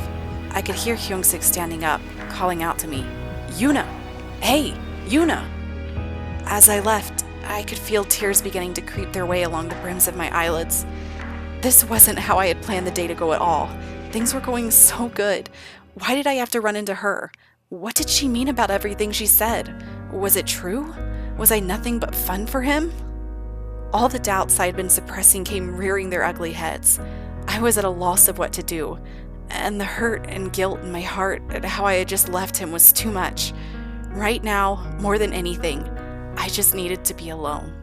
The late morning air was crisp and fresh, the wind soothing and gentle, the waves calmly caressing the shoreline, and the sun smiling its rays on everything in sight. Today was the day that Min and myself would be helping Sohee out with her photo shoot. Min was giddy with excitement. She had always wanted to give modeling a try. After all, fashion was definitely her cup of tea. As for me, I was excited, but more nervous than anything. Do-hwan was so disheartened after being told by Min that he couldn't come watch. Min told him it was a girls-only occasion, and for him to find something else to do, meaning he would be hanging out with Hyung-sik. After our conversation the other night, we finally got a lot of things worked out, so things were once again moving along smoothly. Thank goodness. Though the thought of his mom still freaked me out. I was hoping I wouldn't run into her anytime soon. In the meantime, I would just focus on the task at hand. We saw Sohee standing amongst a small group of people with cameras and lights everywhere. We walked up to join her and greeted everyone. You made it! Thank goodness. I was starting to worry. Min laughed and let out a sigh. Yeah, that's my bad. You know Do Hwan, he couldn't bear separating himself from me and kept trying to find a reason to come with us. So he laughed. Not surprising. Regardless, I'm glad you two are here. I seriously owe you both for doing this for me. I'll make sure you're both paid for your work today. I smiled. We're glad to help. So, what should we do first? I'm glad you asked. Step 1 is a change of wardrobe. The stylist will help you out with sizing and any adjustments that need to be made. Once done there, our makeup artist will give you a mini glow up. We're going for that sun-kissed summer vibe. Bright, colorful, but natural. In total, there will be 3 outfit changes. First, we've got casual summer wear, then swimsuits, and last but not least, evening beachwear. Min was squealing with delight. I could see her eyes light up with every detail mentioned. Yuna, let's go! Stop wasting time! With that, before I could say anything, she pushed me off towards the nearby building. It was beautiful. The exterior looked a bit worn down from all the summer storms and rain, but the inside was fresh and sophisticated. There was a vanity for makeup, individual dressing rooms, and a large bathroom. There was even a vending machine for snacks. It had everything you'd need. Before we could say or do much, we were whisked away by the stylist to get dressed. No time like the present. First up was the casual summer beachwear. It wasn't bad. The clothes were pretty comfortable, and they even made sure to find colors that suited me. I really loved the island vibes they were going with. I could definitely see myself wearing something like that. It was different seeing Sohee dressed in a more cutesy style. Then again, I guess that's why she's a successful model. Versatility. It was really amazing getting to watch her work. The cameraman didn't even have to tell her anything. She just knew what to do. Min was literally in heaven. I'd never seen her look so serious working before. She had whispered to me in the dressing room that if she did good enough, maybe they'd offer her a modeling contract. She was always a big dreamer, but with knowing someone like Sohee, who knows? Maybe it really could happen. After individual shots, they had us all come together for some group photos. These were much easier for me. I felt so awkward in front of the camera alone. Group shots were definitely more my speed. We finished up set 1 and moved into the second, swimsuits. Thankfully, they weren't anything crazy. I had to admit, I liked the style of mine. It was flattering, modest, and still had a relaxed look. Other than the heels they had us wear, of course. They said it would help to accentuate our legs. Sohee's suit was apparently one of the main pieces the brand was hoping to have become the top seller. That's why they were paying the big bucks to have her wear it. Min's was focused on bringing a bit of the old and with the new. It was more of a classic styled one piece with flares of color. I think it really fit her personality. For the swimwear group photos, we were supposed to make it look like we were having a girls' day out on the beach, lounging, chatting, and enjoying the view. It was probably the most natural of them all. Relaxing on the beach was something I'd always done. For the final set, we changed our backdrop to be some beautiful palm trees and flowers. They wanted to ease the viewer's eyes into the calmness of the evening wear. I felt beautiful. The stylists had really outdone themselves. The dress was the exact shade of blue that I loved, moving into an ombre of white. It was just like the ocean waves. The outfit they had selected for Min was a bit different than her usual style, but she pulled it off well. I think it gave her a more mature, sophisticated look. Sohee looked absolutely stunning. Hers was such a pop of color, and the pattern really made it stand out. She looked like some kind of tropical beauty queen. Of course, everything she wore looked amazing. It felt really cool to all be together, glammed up like this. It did make me feel more confident in myself, not to mention how encouraging Sohee had been for both of us throughout all the shoots. Just as we finished up the last of the photos, Sohee leaned close, saying, "I think you have a secret admirer," and winked. I looked across the way, only to see Hyungsik smiling at me, Do-hwan next to him. I felt my heart flutter. How long had he been there? I started to head in his direction when Sohee called out, "Real quick, girls, and thanks for you both dropping your plans to help me out. You can keep all the clothes you wore today. The set directors agree with me. You deserve it." We couldn't believe their generosity. We both bowed profusely to show our gratitude. "That's enough. Now, you two better hurry on over before those boys lose their minds. After all, I don't think they want to miss out on seeing how dolled up you are. Min and I giggled as we looked over at Hyungsik and Do-hwan. Something about them just kept reminding us of lost puppies. We waved goodbye to Sohee and walked across the sand to greet them, my heart flying higher into the sky with each step. After receiving the invitation from Hyungsik to fly out to be with him for the business party, I waited a few days before talking to Mom and Dad about it. I wanted to make sure that I explained it the right way. I decided to talk to Dad alone about it. He and I were close, so I always gave him most of the details since he wasn't one to jump to conclusions like Mom. He listened to everything and gave me his full support. He also told me to keep my chin up and not to let myself be intimidated by Hyungsik's mother. He also agreed to act like he was hearing it for the first time when I would tell Mom. With the plan in motion, I sat them both down to talk that night. I basically just told my mom that Hyungsik needed help with a project for his family's business and they needed a local from the island to help out. She did seem to believe it, but by the way she was smiling, I knew she was secretly hoping for more. I mean, I'd be lying if I said I wasn't too. With everyone on the same page, they both agreed it would be fine and wished me a safe trip. That weekend, both Min and Do-hwan came with me to the airport to see me off. Dad was off on a fishing trip, Mom was selling his catches at the market, and Hanyul was off with her friends. Min was so excited for me and was running through her list of all the things she wanted to know. Tell me what type of dress you wear, the food, the music, what the people are like, what his house looks like, what type of cars they have, everything. Tell me everything. I want play-by-play details. Even Do-hwan chimed in. Yeah, I'm curious how it'll go too. Especially with that old hag there. You know, his ma. Min turned and smacked him in the chest. Do-hwan! Don't be rude. That's still Hyungsik's mother. Jeez. Besides, she could be Yuna's future mother-in-law for all we know.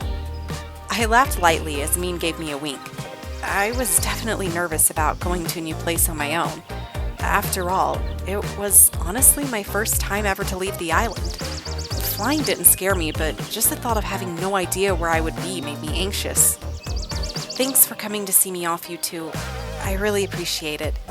Check in with my family while I'm gone and make sure they're doing okay.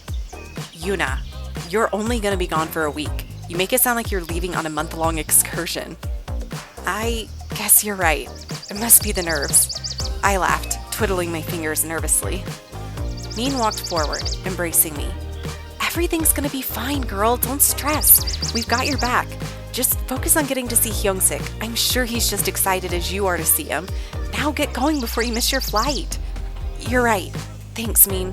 I'll catch you two later. That said, I raced off into the airport. The flight really wasn't all that bad. It took about 3 hours. The view from my window was stunning. I'd never seen such a gorgeous view from way up high. I loved seeing the ocean, the clouds, and the mountain range we went over. Once we landed and I exited the gate, I could feel my anxiety creeping back in. The airport here was much bigger than the small one in Sulani. I wasn't sure where to go. I looked around, lost in thought. Didn't Hyungsik say someone was going to be coming to get me or something? How was I going to know who it was? I began stressing myself out, worried that I might get myself lost and left alone in a location foreign to me. Just then, I heard someone say my name from behind me. Miss Yu?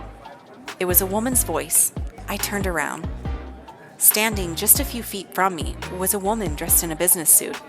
She had an earpiece in her ear and wore a serious expression. My name is Ji-woo Kim. I'm here to pick you up for Mr. Park. I stared at her blankly for a second. Mr. Park? Then I realized she meant Hyungsik. I just wasn't used to hearing him called that name. Yeah, that's me. Sorry, I was just a little confused for a second there. Understood. Please, Miss Yu, if you would follow me this way. She bowed and motioned in a different direction. I followed her through the airport, past large groups of people waiting for their flights, shops, escalators, and finally, to the exit. There was a black car waiting out front for us. She opened the door and motioned for me to climb in the back seat. Within minutes, we were on our way. I had no idea where we were going. I just knew that the scenery during the drive was beautiful. There was so much grass and green lush trees. It was so different from Sulani with all the sand and palm trees everywhere. Not to mention, the air felt completely different. It was much less humid than what I was used to, and I had to admit, it felt great. About an hour later, we pulled up outside of a house. As I pulled my luggage from the trunk, I looked up, my mouth dropping. Never, in all my life, had I seen such a huge house. I mean, Youngsik didn't live in a house. He lived in a mansion. My thoughts were interrupted as the woman from the airport walked up to me. "Welcome to the park home. I'll escort you inside and show you to your room. Please follow me." I nodded my head lightly, as I was still shocked by what I was seeing.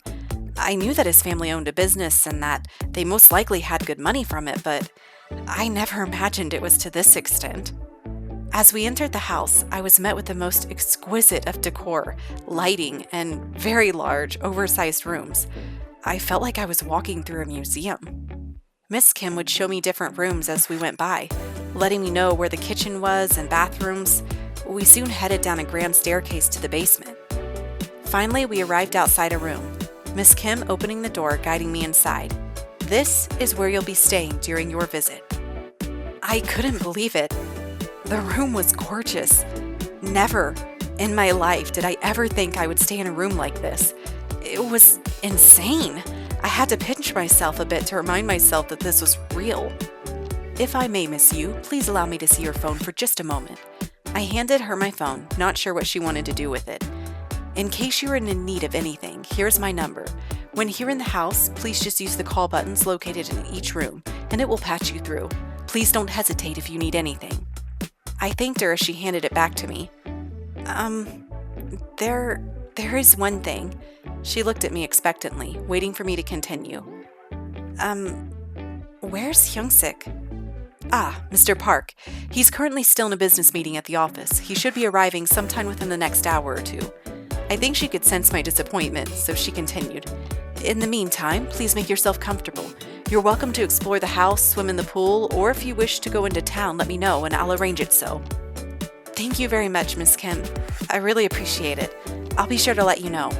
With that, she bowed and left. Now that I was alone, I took my time gazing around the room at everything.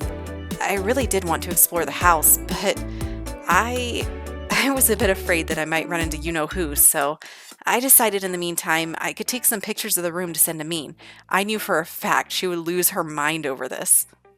After all the traveling from the day, I found myself feeling quite tired, so I decided to take a nap. I wasn't sure what time it was when I was woken up by a knock on my door. I sat up quickly. Come in." Naturally, I assumed it would be Miss Kim, but got an even better surprise. Standing before me was Youngsik. I leapt off the bed and raced towards him. I leapt into his arms, giving him a big hug. He squeezed me back and made everything I had been worried about just disappear. "Hey, you. I'm glad you made it. Did everything go all right?"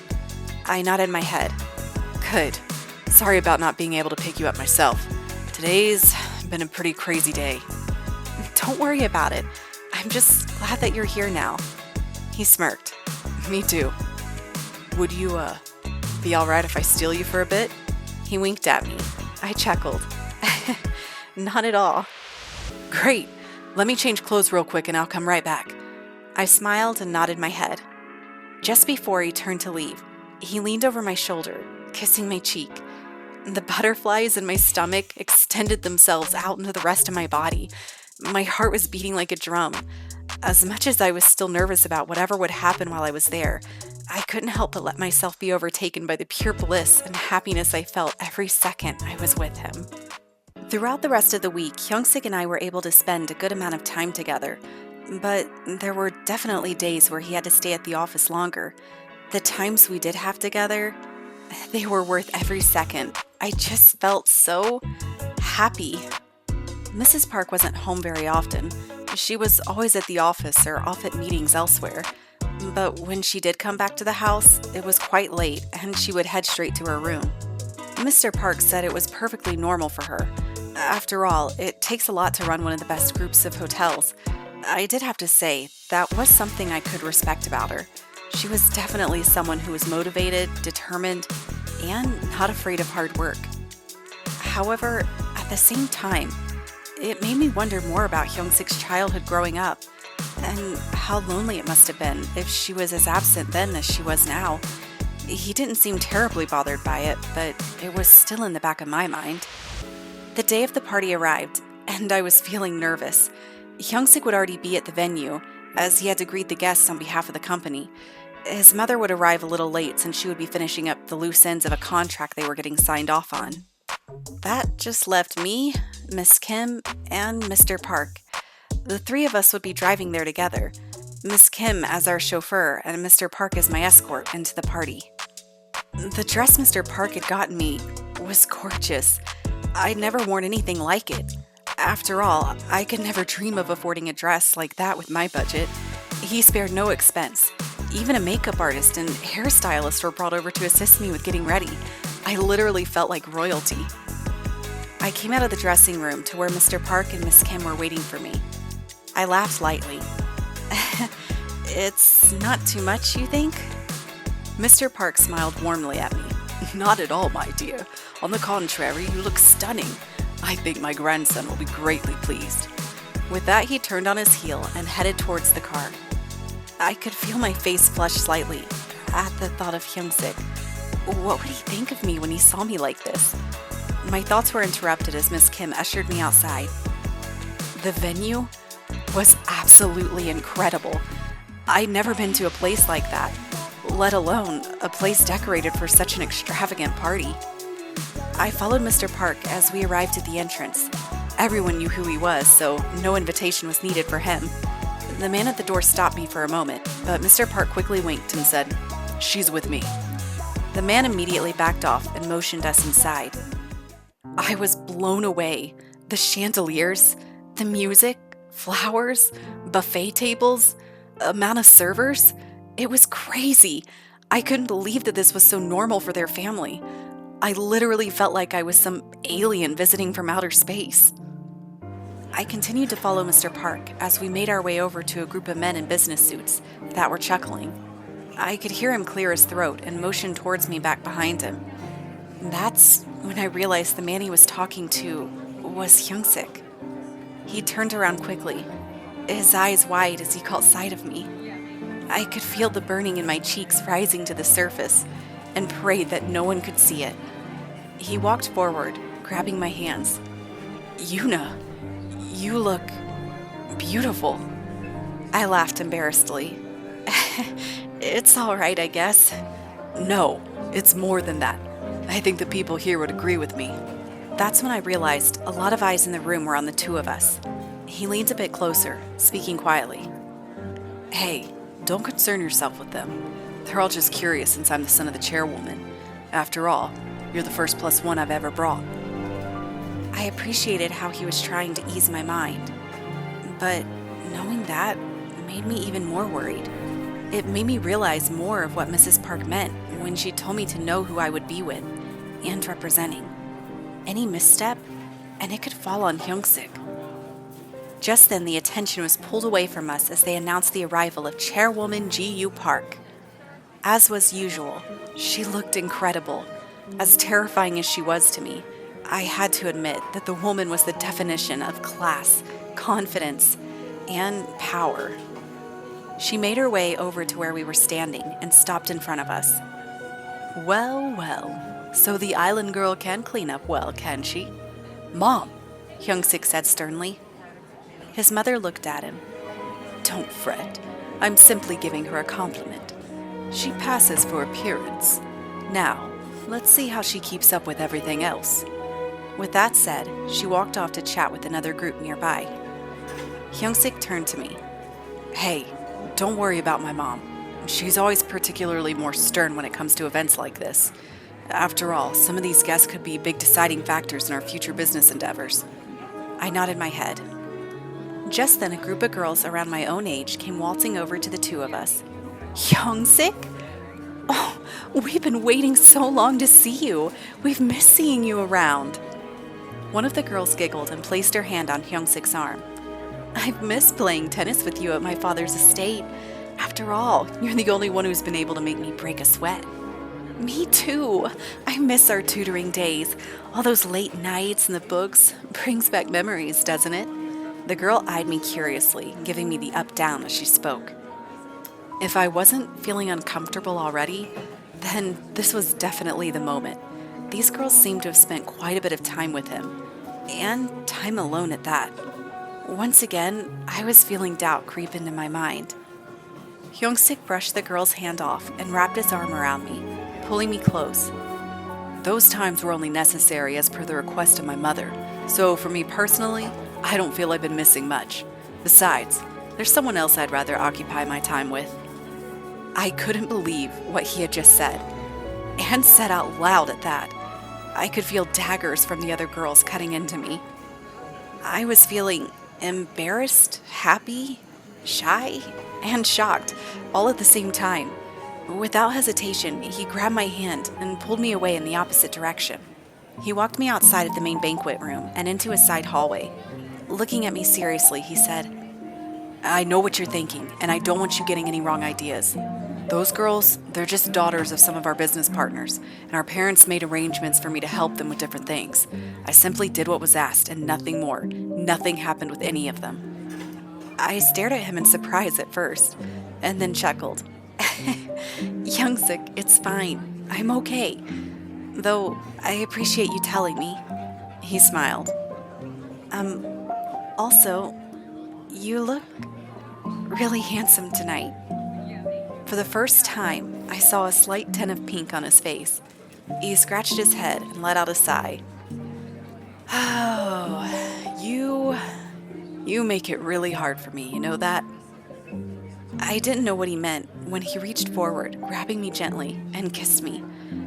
In that moment, I knew I would be able to make it through this party. Well, hoped so, anyhow. The morning flew by. Hyung-sik had headed off to work earlier, so I was left alone with the rest of his family. I didn't want him to leave. When he hugged me goodbye, I didn't want to let go, but I knew I had to. I was getting all of my things packed away when I heard a knock on my door. "Come in," I called. Miss Kim then walked into the room. She bowed slightly and spoke. "Pardon the intrusion, Miss Yu, but Mrs. Park has requested your presence in her office." I stared at her in silence for a moment.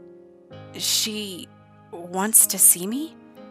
Do you know what for?" I could feel my stomach beginning to do somersaults.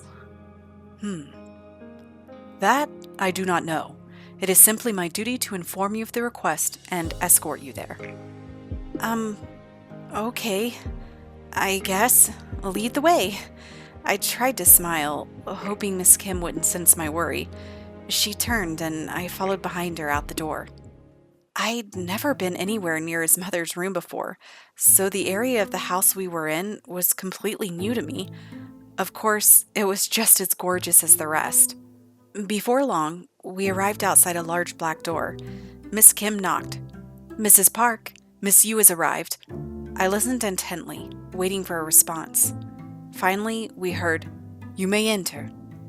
Miss Kim opened the door, ushering me inside. The office was beautiful, elegant, and classy, just like Mrs. Park. She sat at her desk with a stoic expression as I entered. I felt a twinge of anxiety as I heard Miss Kim shut the door behind me. A part of me had hoped she would be staying. You wanted to see me?" I asked wearily as I stepped closer towards her desk. "Why, yes. Have you enjoyed your stay here?" She leaned back in her chair, gazing at me. I was honestly quite surprised by her question. It was not what I'd expected. I fumbled over my words for a moment before responding. I mean, yes, very much so. Your house is so lovely, and the room I was allowed to stay in was gorgeous. Everyone has been most gracious, so I'm very grateful." Once again, she was quiet as she looked at me for what felt like an eternity. "So then, everything was to your liking?" I nodded my head. "Including my son?" I paused. I wasn't sure how to respond to that. I decided to tread carefully. Of course, Youngsik has been nothing but kind to me and did so much to help me feel comfortable." She leaned forward, raising her eyebrow. I'm quite sure he did more than just that, which leads me to my next question. Miss Yu, do you love my son? I felt as though my heart stopped. Her piercing blue eyes felt as though they were burning right through me. Love? I hadn't even had a chance to think about it. I mean, I knew I was really into him, and I liked him a lot, but love? Love was such a strong word, and feeling. I looked down as I thought quietly to myself. I care about him a lot. He always makes me smile and laugh. I miss him when he's away and feel on top of the world when I'm with him. He's always making my heart skip a beat and giving me butterflies. I also find myself wanting to know more and more about him and get jealous at the thought of him with other girls. Do I? Is that love? Miss Yu, I asked you a question. Now, I'll ask you again. Do you love my son? Her face was stern. I gulped and took a deep breath. Yes, ma'am. I love Hyung-sik. I couldn't believe the words that had just come out of my mouth. I said it. It was out there. And not even to Hyung-sik, but to his mother of all people. Her reaction took me by surprise. She smiled and stood up. Good. That's very good. She walked over towards me and smirked. Love is always the most motivating of factors when it comes to life. Now, that being said, I have an offer for you. I blinked. What was going on? Why was she acting like this? It made me uneasy, as I had no idea what to expect. She placed her hands on her hips, gazing at me with a serious expression. Convince Hyung-sik to sell the hotel in Sulani. It took me a second to register what she had said. I'm sorry. What? What do you mean? She chuckled. Exactly what I said. If you love my son, convince him to sell the hotel on the island.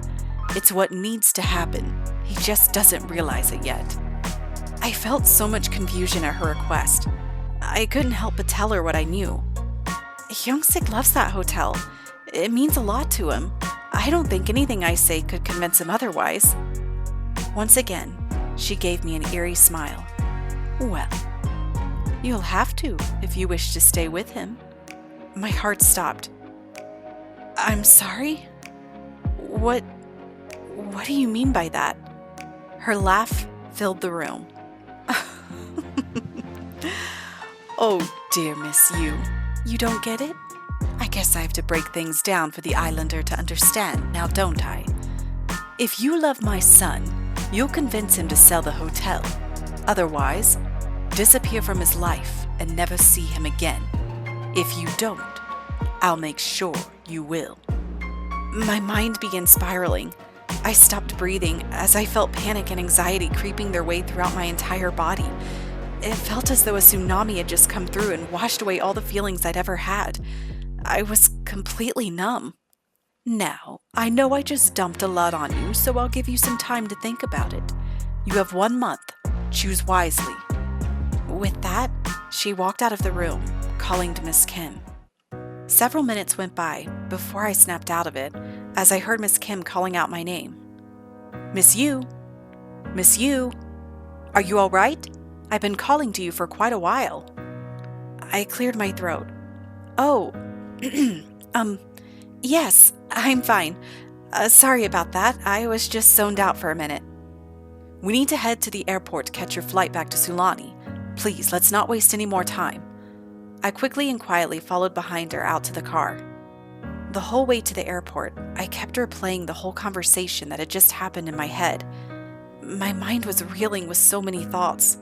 Confusion, doubt, worries, fear, and the unknown. I just wanted to see Hyung-sik. Maybe, just maybe, seeing him would help me to figure out what I was doing and how to deal with this ultimatum I'd been given. It finally happened. The day I'd been waiting for. Hyung-sik was coming back to the island. I paced outside the airport. I didn't want to be inside. It just felt too stuffy and crowded. The moment I saw him, I felt my heart leap. It had felt so long. He looked as handsome as ever, and he wore that smirk that made my heart melt. I raced forward, embracing him. How I'd missed the feel of his arms around me. It was pure bliss. I had secretly been worried he wouldn't come back, so the sweet relief I was feeling in that moment, it was like feeling the warm sun again after a long winter. Over the next few days, we spent every minute we could together. As soon as I would get off work or before my shift, he would be there, waiting for me. We went to the market with Mom, which, needless to say, she couldn't have been happier to see him back and whisking her daughter away. Her smile told me she knew exactly what was going on. We also hung out with Min and Do-hwan, which was always entertaining. Those two always had something to bicker about, but would work it out in the end. Everything was going so well. Everyone was so happy. It felt like nothing could go wrong. Until I remembered Mrs. Park and the ultimatum she had given me. I'd been in heaven for the last few days, so I'd completely forgotten all about it. It was late one night, when I was over at Hyung-sik's place, that things began to unravel. The sky was clear, the moon was bright, and the ocean waves crept along the shore, singing their peaceful song. We'd spent the day together since I didn't have work and had finally come back to his place to relax. We were sitting on the couch snuggling when he brought it up. The hotel. So, I've been thinking about it. I'd really love to add some more features to the hotel, and maybe a few smaller businesses affiliated with it that could provide services on the island. The guests staying at the hotel would... His voice trailed off. He looked at me with concern. Hey, Yuna? Is everything all right? I could feel his gaze on me. I wasn't very good at hiding my emotions. I wore a distant expression and stared at the floor. I was silent for a good while. Have you really thought this through? I finally managed to ask. His face was full of confusion. Have I thought what through? My idea? Of course. I've been taking all sorts of notes from all my business meetings I've been going to. No, I mean, are you sure you want to run the hotel? It just sounds like it might be a really big undertaking, and I worry about you. I trailed off. His silence was making me nervous. I took a deep breath and continued, his mother's determined face appearing in my mind. What I'm trying to say is, maybe you should just sell the hotel. As soon as I said it, he stood up. What are you talking about? Where is this coming from? The look on his face made my stomach turn over. I could feel panic rising. I just mean that maybe if you sold the hotel, it would just be easier. Then you wouldn't have to be involved with your mom anymore and could just do whatever you want. It sounds like if you do that, your mom will leave you alone. As soon as I said it, I had instant regret. He gave me a disgusted look. You think I can't do it? Is that what this is? I shook my head, but he held up his hand to silence me. I never thought I'd hear something like this from you. After everything I've told you about, how could you just... He shook his head. Leave. I looked at him in shock.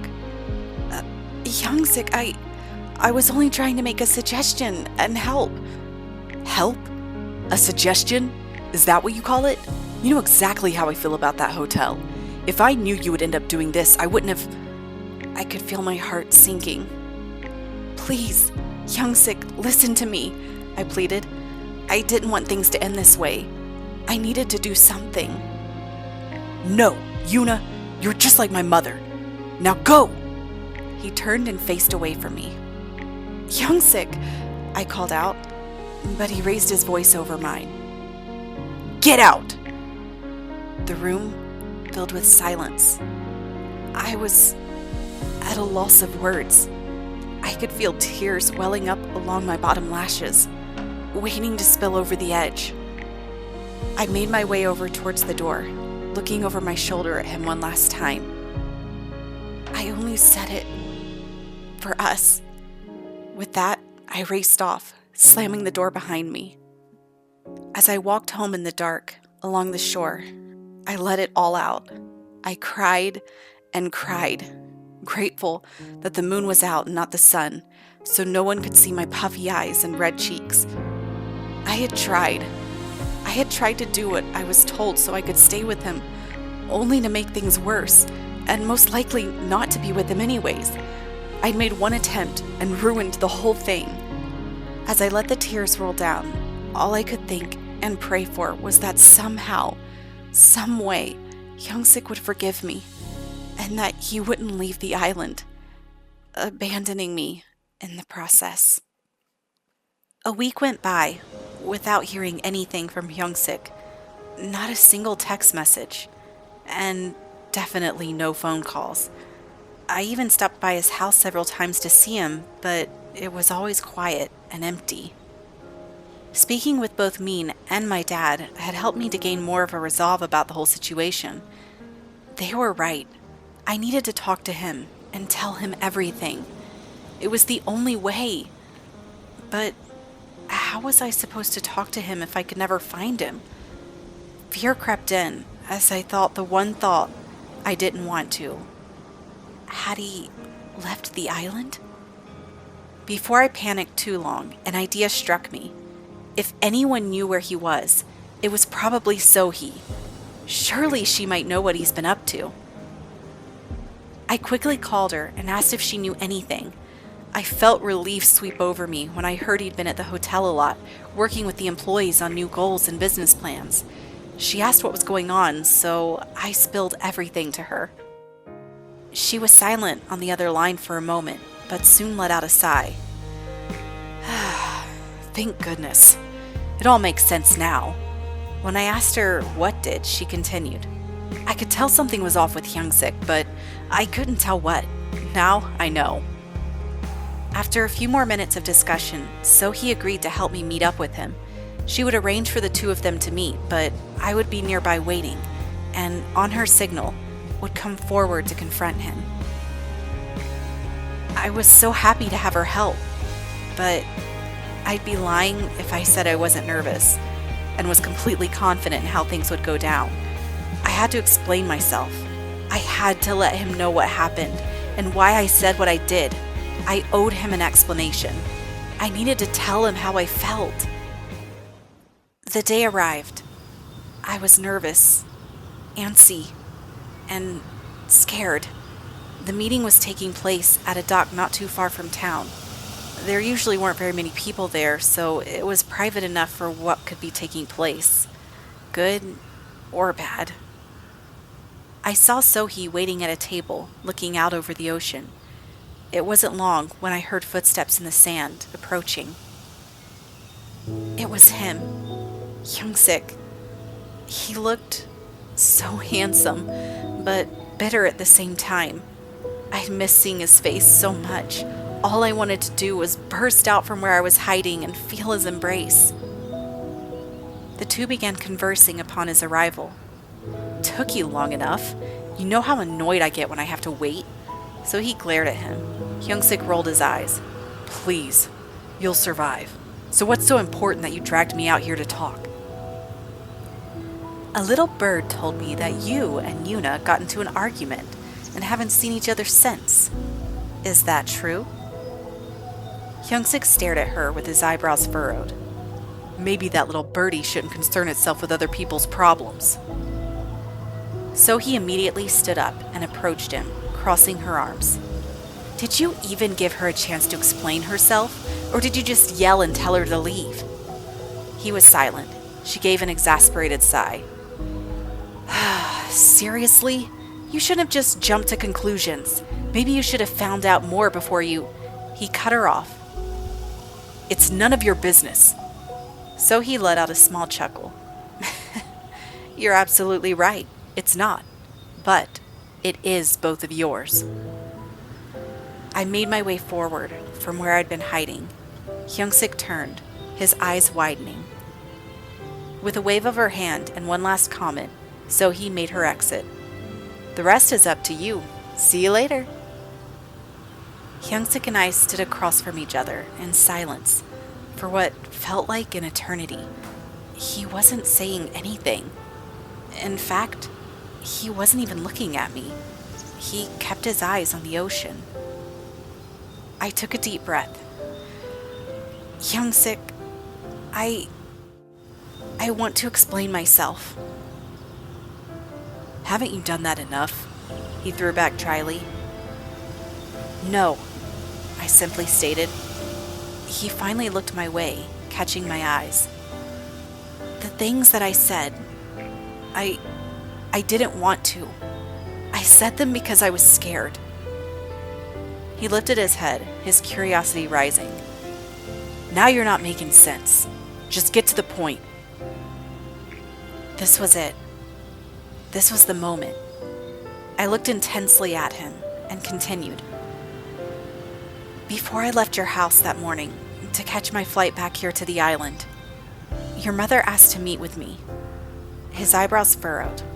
I continued. Everything was fine at first. She just asked how I liked my stay, but then she... Hyung-sik spoke up. She what? I took a deep breath and let it out. She gave me an ultimatum. He stared at me with his mouth slightly apart. I could tell there were several different emotions going across his face. She told me that if I wanted to stay with you, I needed to convince you to sell the hotel. If I didn't, she would make sure that I wouldn't be a part of your life anymore. I was scared. I didn't know what she meant by that, or what she would do to me if I didn't, but I also didn't want to ask you to do something I knew for a fact you would never want to do. I know how much this place means to you, but I didn't want to lose you either. He still didn't say anything, so my fears began to rise more. I knew I had to tell him how I really felt. In my last moment of desperation, I called out, more importantly than anything, I love you and I don't know what to do with myself. I don't want you to hate me, but I don't want to disappear from your life either. I feel so lost and I just don't know. Before I could say any more, I felt arms wrapping themselves around me. Hyung-sik had walked forward, embracing me. His voice trembled as he whispered, Yuna, I'm sorry. This is all my fault, and my family's. Please, forgive me. I couldn't contain it anymore. I let the tears spill over and clung tightly to him, afraid to let him go. He squeezed me tighter. I love you too. At this point, I couldn't hold it in. I bawled my eyes out, never wanting the moment to end. I said it. He said it. It was real, and it was happening. We loved each other. We wanted to be together, but now we just had to figure out what to do about his mom. Weeks went by without Hyung-sik saying anything about his mother. I wasn't sure if he had confronted her about what all had happened or what. Part of me wanted to know, but the other part of me favored keeping it a mystery so as to not stress myself out if it was going south. Things continued on as they had been. Hyung-sik worked with the hotel staff, drafting new ideas and plans with them, while I kept busy catering events for the restaurant. That's when Hyung-sik approached me with his idea. Hey, Yuna, there's something I want to ask you about. I looked at him curiously, waiting for him to continue. You've told me before that your dream is to open your own restaurant, right? I nodded my head. Well, I've been thinking about it, and I know for a fact it can be hard if you haven't made a name for yourself in the industry in some way, and I'd like to help you with that. I looked at him in surprise. And how would you help me with that? He scratched his head and continued. Well, you see, in a few months' time, there's going to be a big event happening at the hotel. It'll be the 20th anniversary of the hotel's opening on the island. Now I was feeling more puzzled. That's great, but what does that have to do with me? He smiled, grabbing my hands. Yuna, I want you to cater the event as the lead chef. My jaw dropped. My voice was stuck somewhere in my throat. He wanted me to what? My mind was racing with all sorts of thoughts. Finally, I managed to speak up. But how could I do something like that when no one knows who I am? An event like that needs to be led by someone really well known. I mean, aren't there going to be lots of important people there? There's no way I could do something like that. Plus, what about your mom? What would she say? Hyungsik looked softly down at me. Yuna, first off, don't worry about my mother. This event is fully in my hands, so I get the say in it all. So what I say goes. Secondly, at an event like this, it's one of the greatest times to bring something new and unexpected to the table. I think bringing a taste of the island and culture is exactly what we need. I could feel myself getting flustered. How many months away is it exactly? 3 months. I'll help you in any way that I can to plan. You tell me what you need, and I'll make it happen. I looked up into his eyes and could see his sincerity. I felt like he had so much faith in me, but I wasn't so sure of myself. I don't know. It just seems like a lot. Can I take some time to think about it? He nodded his head kindly. Of course. Take whatever time you need. Just know, whatever your decision, it doesn't change a thing between us. I just want to help you where I can, but also, I truly think it would be a great idea for the event. Hearing those words really did put my heart at ease. Ever since we had talked everything out about what had happened with his mother, our line of communication was so open and strong. He always made sure to say everything up front so there would be no confusion. I too told him all that I could and shared my honest opinions and doubts. I really did appreciate the thought he had put into this idea, but just felt doubtful of my own abilities to impress such high-profile people, especially his mother. Even though he told me not to worry about her, it was something I could never truly let go of. That's why the best thing I could ask for was time to think it over. I didn't want to make any on-the-spot decisions. After all, this really could be something that could change my course in life. Thank you for the offer, Hyungsik. I really will take some time to think it over. I'll be sure to let you know as soon as I can. He gave me an encouraging smile as he wrapped his arm around me. I won't force you to do anything. I want you to make your own decisions. If you don't want to do it, no worries, but if you want to go for it, I'll do everything in my power to help make it happen. I laughed next to him. I wouldn't doubt it. He looked down at me with a smirk. Ready to head to the beach? I could use a good swim, among other things. He winked at me. That flirtatious smile of his got my heart racing every time. I could never get enough of it. A swim sounds good, and maybe a few other things, if you can catch me. With that, I took off running. Hyungsik let out a chuckle. And she thinks she's not a tease. Just wait till I catch up to her. With that, he raced off after me, closing in quickly. 2 of the 3 months went by, leading up to the anniversary event, and I still hadn't given my answer to Hyungsik. I knew he was patiently waiting, but at the same time, I was sensing his unease as the date drew closer. I mean, after all, he was having to plan a backup just in case. I'd been working really hard at work, trying out new recipes and drinks, trying to see if I really would be able to live up to the expectation. I made sure to pay close attention at the events we catered and how they carried them out. I felt I had made some great progress, but was still doubting my abilities. I had talked with my dad about it, and of course he stood behind me. As he put it, if I catered the event, the people should count it as a grand blessing from the island spirits.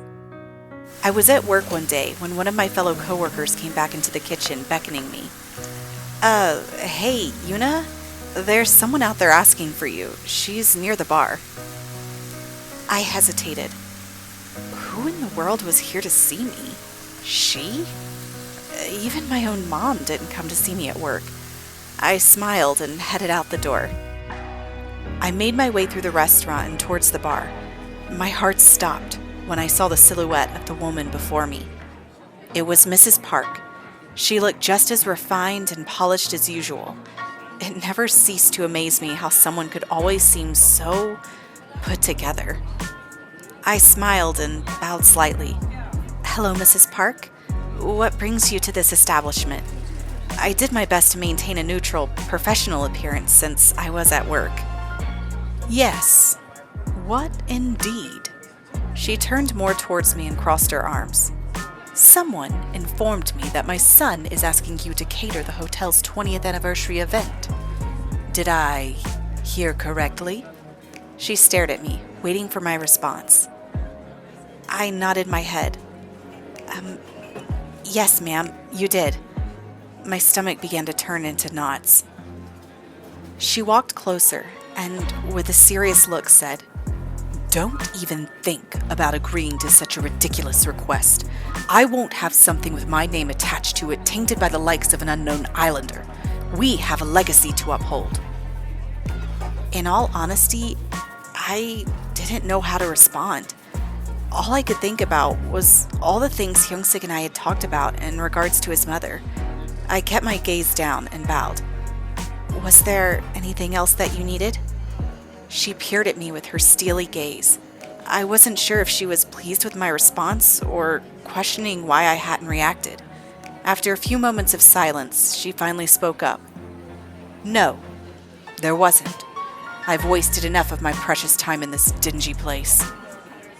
With that, she turned on her heel and left. I breathed a sigh of relief. The air always felt so suffocating when she was around. As I made my way back to the kitchen, thoughts swirled through my head. It was in that moment I knew what I had to do. I quickly grabbed my phone and dialed. "Hey, Hyungsik? I've made my decision. I'll do it. I'll cater the event. Just leave it to me." After everything Hyungsik and I had been through, especially because of his mother, I refused to let her get the best of me this time. After all, Hyungsik was on my side, and he was the one in charge of the event. I needed to trust him and trust in myself. This wasn't just something I needed to do for the sake of my career or my name. This was something I needed to do for us. To show Mrs. Park that I wasn't afraid of her anymore, that I wasn't going to allow her to push me around like I was some part of a marionette. This was my chance, and I'd be a fool to let it pass by me. Not to mention, I knew Hyungsik was counting on me, and I didn't want to let him down. Now, all I had to do was make all the preparations I could. I returned back to my work, a greater determination filling my spirit than I'd ever felt before. It was here, the day I had been anxiously anticipating, the 20th anniversary of the hotel. I had spent the morning going through my mini checklist to make sure all was accounted for. I did have it all, except for one thing. My dress. Thank goodness for my sister Hanul, she had my back there. I arrived early to set up everything we needed and to begin preparing the dishes. I was in awe when I saw the venue. It was absolutely gorgeous. The flowers, music, and decor. It was something literally out of a movie. I had made sure to bring some of my most trusted fellow employees from the restaurant that I knew I could count on. My boss, Mr. Lin, was right by my side, of course. After all, it was thanks to him I'd been given so many opportunities with catering other events and had learned so much from him. I knew he would back me up if I needed anything. The hours ticked by, and it was time. Hyungsik made his way over to me and smiled. "Everything smells and looks fantastic." I smiled nervously. "Hey, it's gonna be great. Don't worry about it. Now go and get yourself cleaned up and I'll see you shortly." How grateful I was for Hyungsik. He was the calm voice in the storm every time I needed him. He was right, though. My coworkers and the serving staff that had been hired would take care of the rest. All I needed to do was change into my dress and make my appearance. Taking a deep breath, I headed off across the hall. The chattering of guests could be heard as I drew closer to the entrance to the ballroom. I stepped inside, gazing at the groups of people strewn about, having all sorts of conversations. Just then, I heard someone call out my name. I turned to see Mr. Park, Hyung-sik's grandfather. He was smiling as he approached. Yuna, the cuisine looks absolutely exquisite. I must say I couldn't help but sneak a few bites early as soon as I got wind of their glorious aroma. I blushed at the compliment. Thank you, sir. I only did my best. I just hope the rest of the guests here will enjoy it as much. He laughed. Hope? I dare say I think they are just as duly impressed as I. Yuna, my dear, you've outdone yourself. Hold your head up and be proud.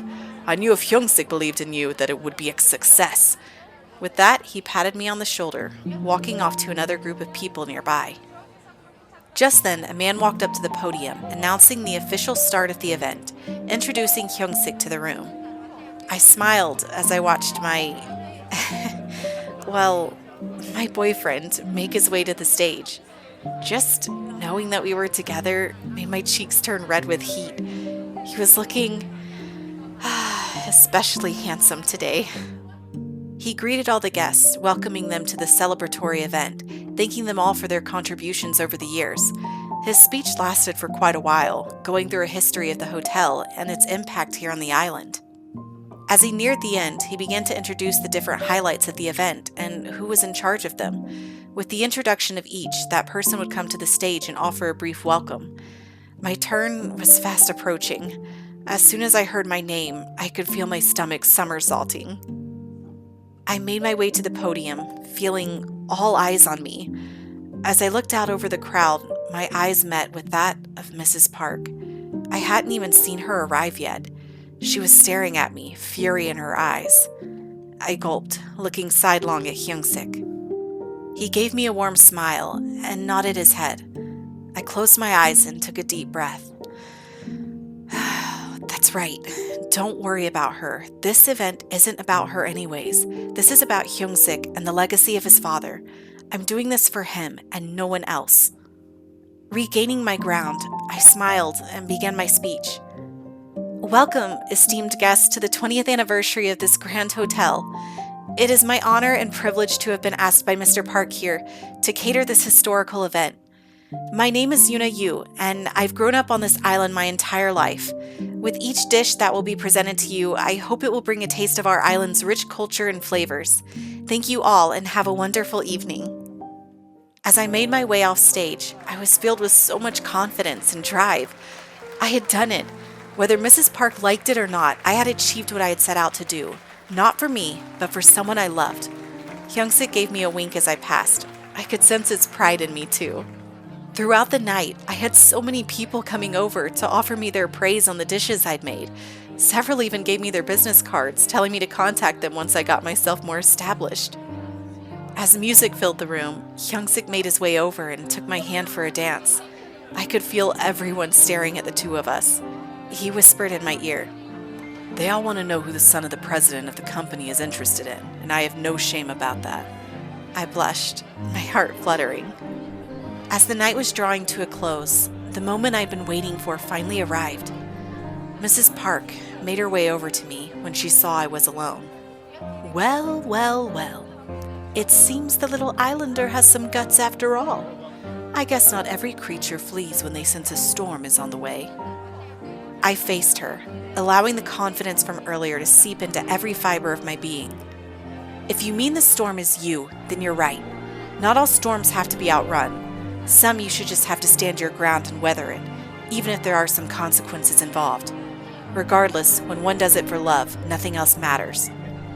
She raised her eyebrow in what looked like shock or surprise. I couldn't quite tell which. Then she chuckled. Perhaps I pegged you wrong, Miss Yu. I guess my son does have the ability to see potential. She gave me one last look and then sauntered off. I wasn't quite sure what she meant by her statement. Was she trying to insult me again? Or Hyung-sik? Or was she complimenting me? That last thought seemed like a long shot, but then again, you never know. Regardless, it wasn't something I wanted to spend my time worrying about for the moment. The night drew to a close, and the last of the remaining guests had finally cleared out at the banquet hall. The staff began clearing everything up, causing me to naturally begin to help as well. That's when Hyung-sik grabbed my hand and walked me off to a side room. Yuna, you were amazing tonight. I'm honestly so proud of you. I knew you could do it. People were constantly telling me that I made a great choice in catering and wanted to know if they could borrow you for their own parties. He laughed. That's when he pulled me closer, looking me straight in the eyes. Though, what they don't know is I'm a pretty selfish guy. Especially tonight. Yuna, would you stay the night with me? My heart skipped a beat. Time stood still. His expression, his voice, everything was so gentle. In no way was it the selfish pleading of a man. I smiled warmly at him. I'd love nothing more. The night air was perfect as we made our way back to his house on his tiny piece of private island. The moon was bright. The stars were as clear as day, and we were together. That was all that mattered. Once inside, I could feel my stomach beginning to flutter as he turned and gazed at me. His expression was soft, yet strong. His blue eyes seemed to hypnotize me with every step he took. Of course, that's nothing to say for what happened next. There were so many strong emotions rising to the surface. Neither one of us could control our desires anymore, but we had no reason to hold them back. We knew one thing. We loved each other. We wanted to be with each other, and we wanted to express that longing to the other one. Needless to say, things got intense. The fire between us was inextinguishable.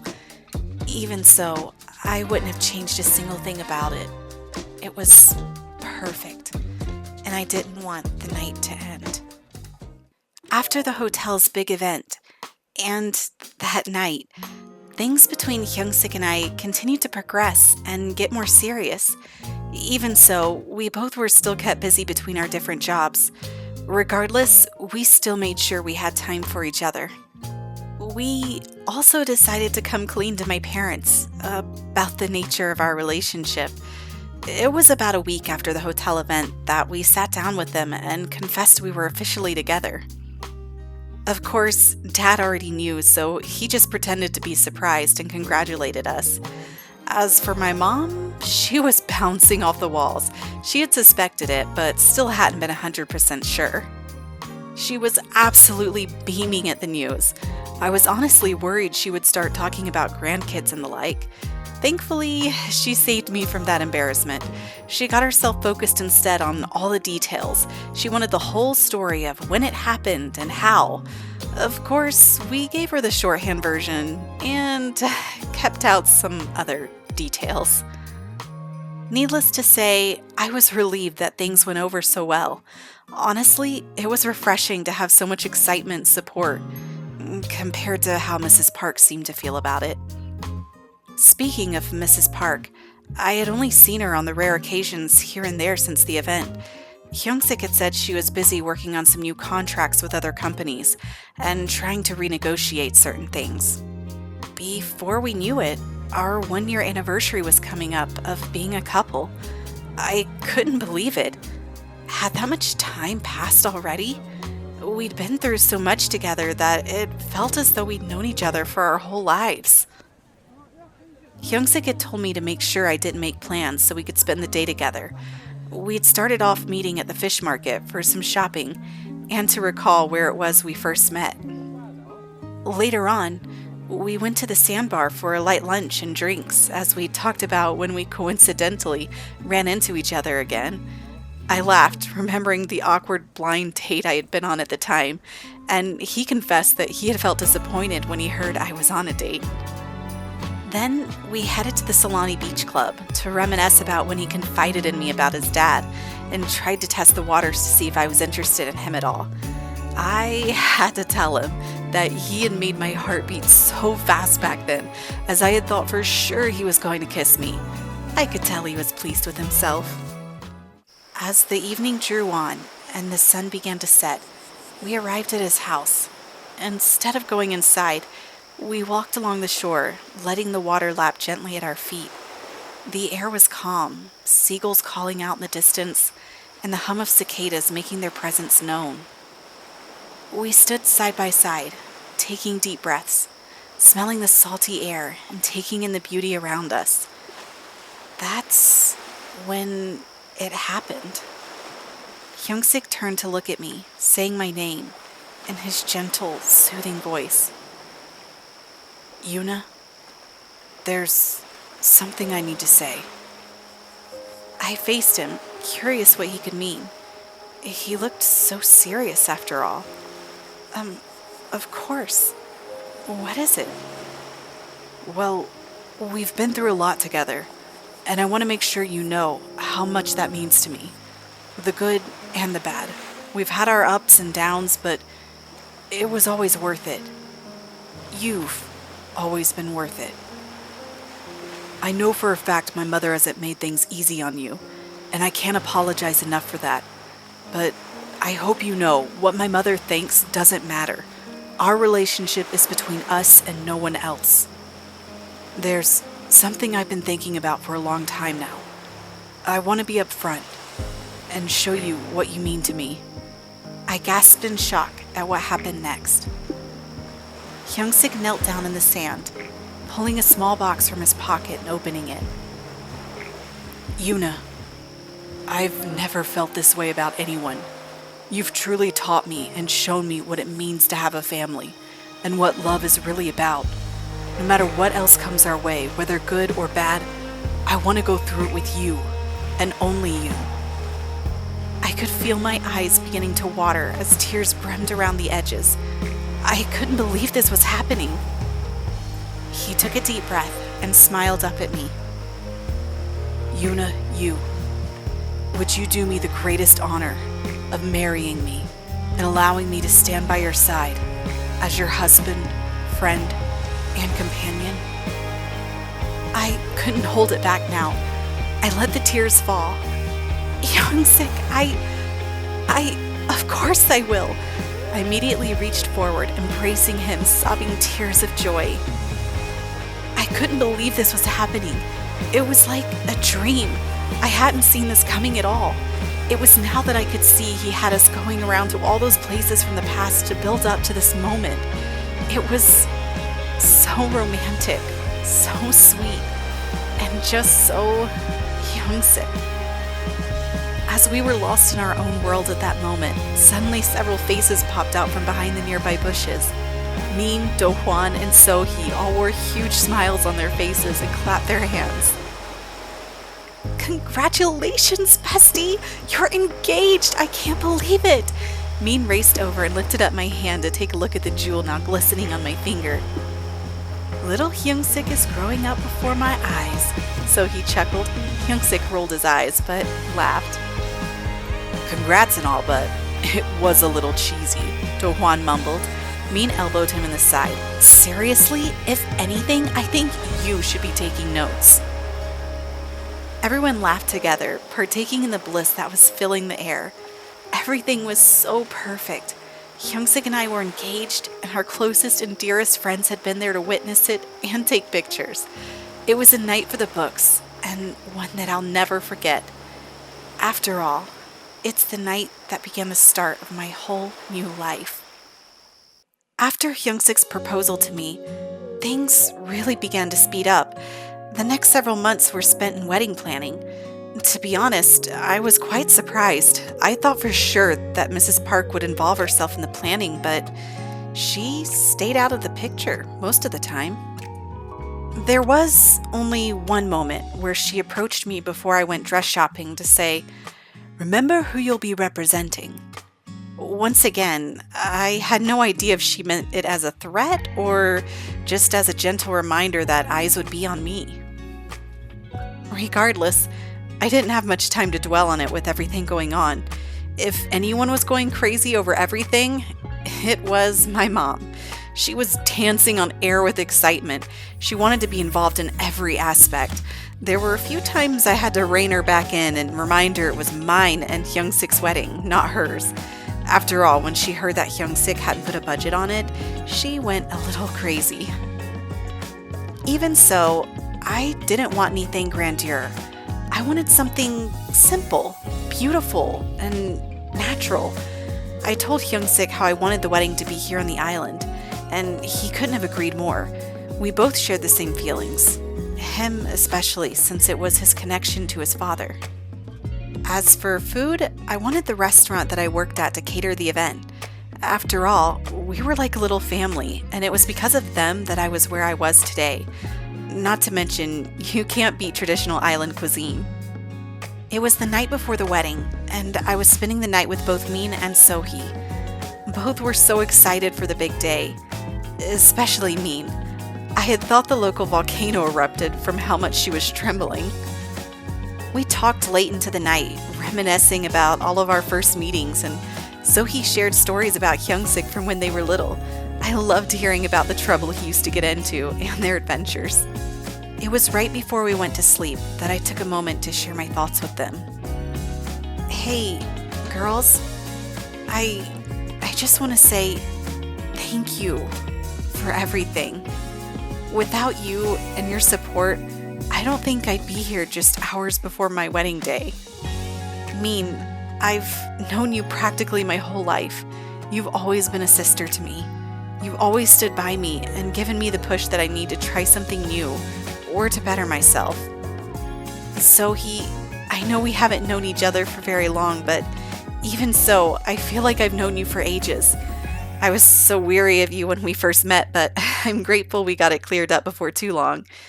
Thank you for being someone I can rely on and being there to help Hyung-sik when he needed a friend. They both nodded and smiled at me, coming in for a hug. Tomorrow was a day I had never thought much about, honestly.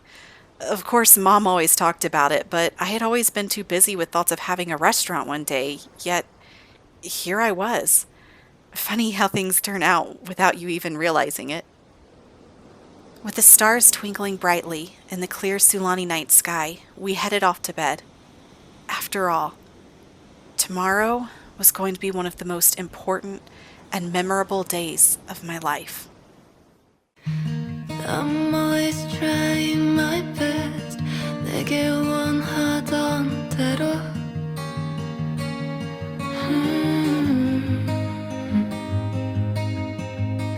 But the world just won't let me alone. 이제 나를 알아보겠어.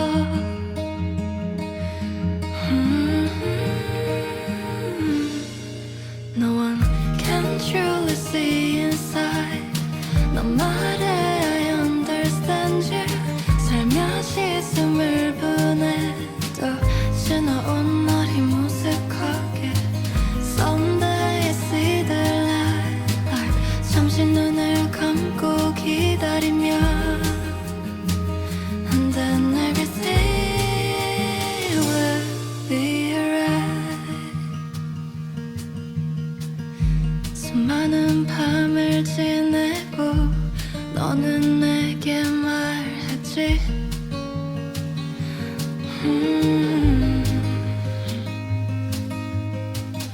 부서진 노래 담긴 건 모두 흘려보내자고.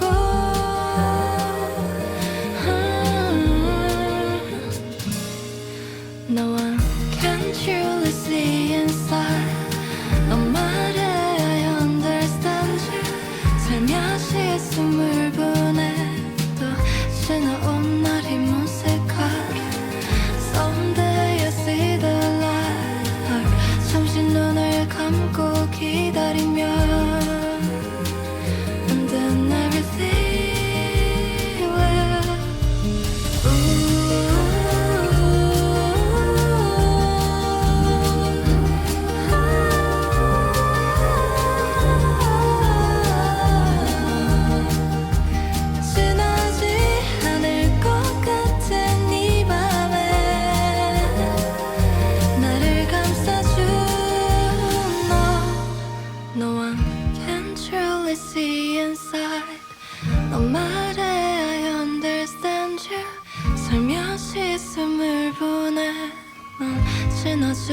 않을 것 같지만 Someday I see the light 잠시 눈을 감고 기다리면 Then everything will be alright. It was 1 week after our wedding that Hyung-sik swept me off to a foreign land for our honeymoon. Where did he take me, you ask? Well, the beautiful and romantic country of Tartosa.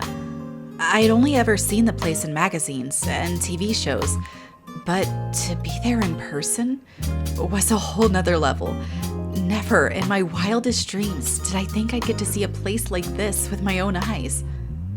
Everything about it was stunning, from the architecture, history, culture, people, and of course, the food. Of course, Hyung-sik had planned far in advance to make sure we would be dining at all the highest rated and exotic establishments. After all, he knew my second love was food. Our time there was wonderful. We did so many things, like walking through the streets, shopping at all the local shops, and stopping by the little cafes. The ocean there was gorgeous. The water was clear and blue, and just like back home in Sulani, but with its own unique features. I was so excited to snorkel and check out the marine life that inhabited the area. I knew for a fact my dad would be ecstatic to hear about it. I loved getting to take tours and explore all the old ruins and buildings in the area.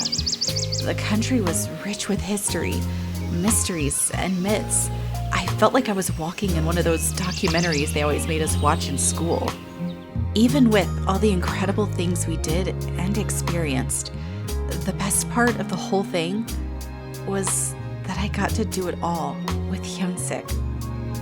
Every morning when we woke up, I still had to take a moment to make sure it wasn't a dream. I couldn't believe I was truly married to him. He was just so... well, you know, I don't need to go into that part, but just so incredible. And best of all, this man was my husband and best friend. I still don't know how I managed to be so lucky. We spent a week in Tartosa before flying back home to Sulani. I was sad to go since I was having so much fun exploring a new place and experiencing it, but I was excited to get back home. After all, my mind was racing with new ideas for recipes I wanted to try. You could say the place lit an inspirational spark in my heart. When we got back to the island, Min was dying to hear about everything. She was so envious of our getaway and kept gasping loudly at the details, talking overly loud about the things she liked, all in the obvious hopes that Do Hwan would catch on. I couldn't help but chuckle. Dad was loving hearing about all the fish and coral I saw in the waters over there.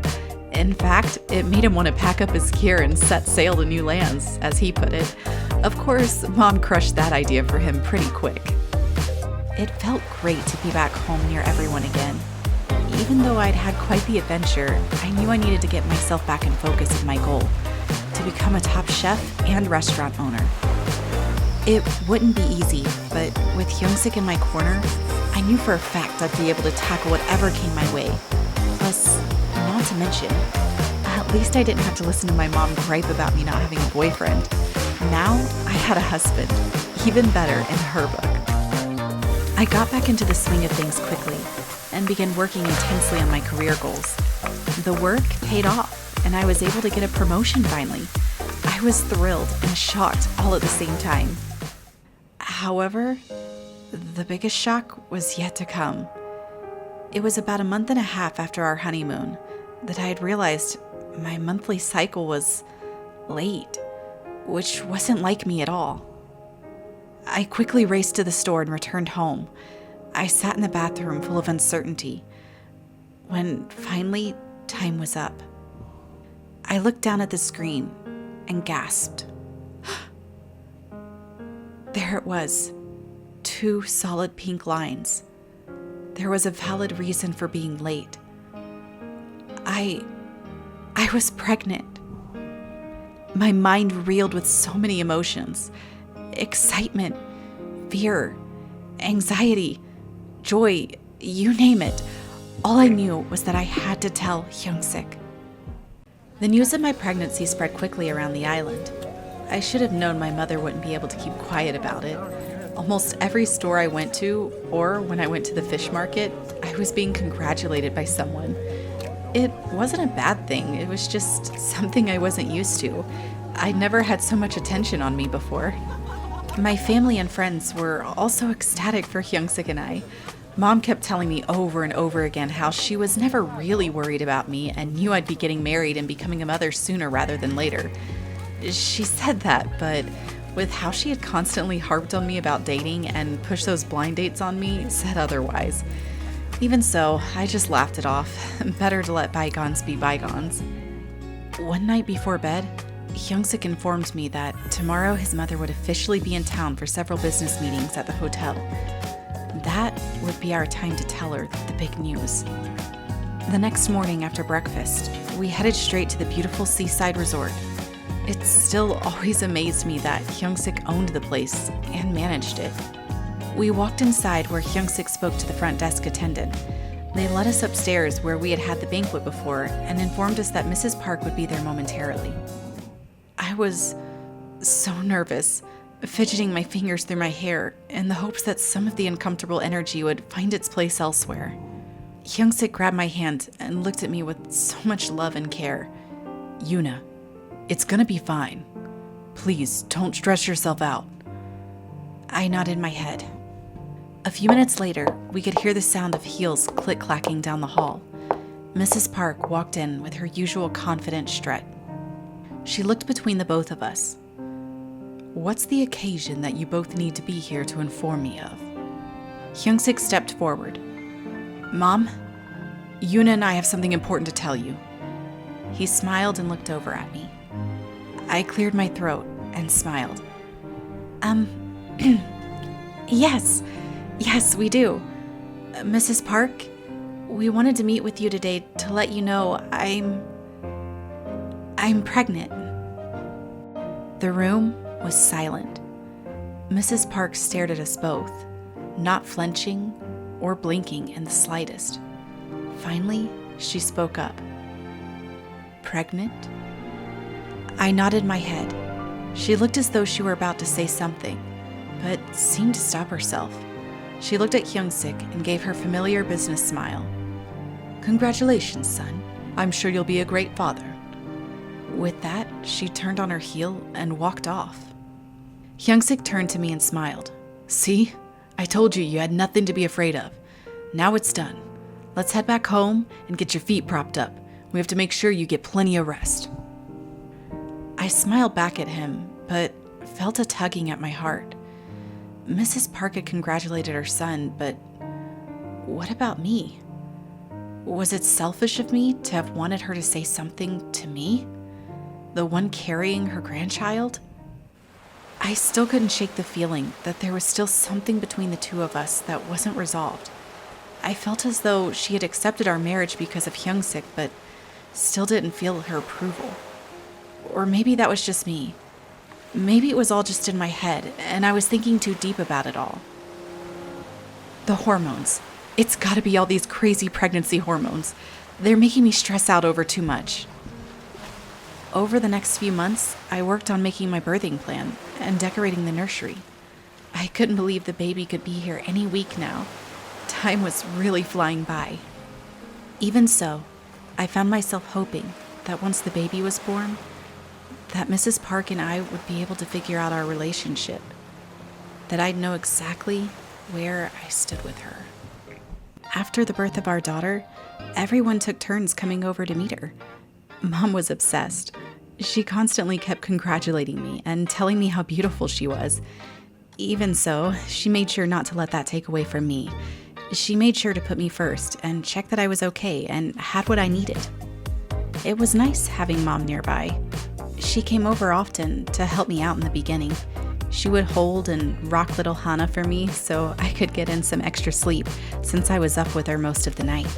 Dad was in heaven and was loving being a grandpa. Hanul, even though she didn't show it, I knew she was stoked to be an aunt. Hyung-sik spent the first 2 weeks at home with me to help, but then had to return back to work at the hotel.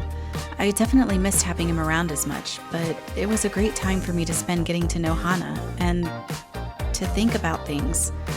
Things like Mrs. Park. It wasn't until about a week after she was born that Mrs. Park stopped by to see her. She was hard to read. I couldn't tell if she was excited, sad, or worried. Her face was so nonchalant. It was around the time that Hana was about a month old that I decided to take matters into my own hands. I had asked Mrs. Park if she could come by our house one afternoon while Hyung-sik was working at the hotel. I needed to do this on my own without interference. I had dropped Hana off at my mom's, so there would be no interruptions. And of course, she was happy to oblige. When she arrived at the house, she seemed a bit confused when she realized the baby was nowhere to be seen. She raised her eyebrow and turned to me. "I'm here just as you requested. What is it that you needed to meet with me for?" I gave her a small smile. "Let's talk outside. It's such a beautiful day, I'd hate to waste it." I ushered her gently towards the back deck. Once outside, there was a moment of silence. I knew she was waiting, so I spoke first. "Thank you for coming to meet with me. I'm not going to waste time beating around the bush. I know you're a busy woman. Over the last year and a half, we've been through quite a bit. Obviously, we're family now, but you did previously try to make me trick Hyung-sik into selling the hotel, and disliked me from the beginning. I need to know. I need to hear it from you. Where do I stand with you?" She looked at me with a bit of surprise, but also curiosity.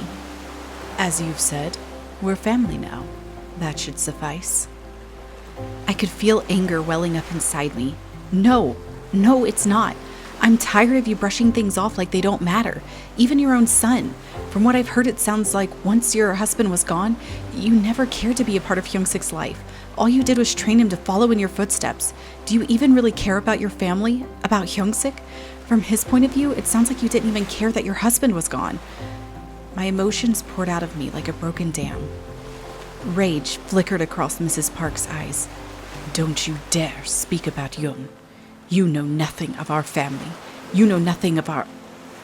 Her voice cut off. She turned away from me. Silence echoed all around us. I was shocked at her reaction, as I'd never seen her break out of her cool, refined demeanor. Then my heart tightened as I heard the sound of small sobs breaking through the air. "Yun, I loved him more than anyone will ever know. He was my everything. He took a dignified, serious girl and taught her how to love and to go where the world would take her." She gazed out over the ocean. "The irony of everything is that my parents did not approve of our relationship. But I was already a university graduate with my own funds for my successful startups, that they couldn't do a thing about it. Yun and I, our love was a whirlwind, I suppose you could say. We met, hit things off, and progressed in our relationship so quickly. Before we knew it, we were married and working on trying to start up his dream of running a hotel on the island. We were thrilled when we learned I was pregnant, especially when we found out it was a boy. Yun talked so much about all the things he wanted to teach his son and adventures they would go on." I walked forward to stand beside her, feeling disbelief and relief that she was opening up and sharing something I could tell she hadn't told anyone, not even Hyung-sik. That day, when that storm came, the sea took him from me. It left a widow, alone with a child whose whole world revolved around his father. I was at a complete loss of what to do. The hotel business was showing so much success, his dreams becoming a reality, but it was all taken away in an instant from him. Of course, I couldn't blame him. He did what any parent would do. He sacrificed himself for the sake of our child. It's because of him that his legacy lives on. At last, she turned to look at me. What Hyung-sik didn't know and never saw was that almost every night I would lock myself away and cry myself to sleep. I never wanted him to see that. I felt I needed to be strong for him so he would know that everything would be all right. He had nothing to fear. I reverted back to my old self, I let the fun slip away and put all my time and attention on keeping the hotel afloat. It was all I could do to still feel like Yun was with me. The sounds of the crashing waves reverberated gently across the nearby shoreline. I took a deep breath. Mrs. Park, I'm sorry. You're right. I had no right to say what I said. Please, forgive me for lashing out about something I wasn't there for. For the first time since her visit, I saw her crack a smile. Yuna, you're not the one who should be apologizing. I'm sorry for taking things out on you and getting off on the wrong foot. When we first met, and I knew Hyung-sik was quite taken with you, I feared that giving him another connection to these islands would only bring him more pain and suffering. I felt that if I kept him in the city, he would eventually let things go and we could all try to move forward. However, I realize now, it's really myself that has needed to let go. I walked forward and, to Mrs. Park's surprise, embraced her.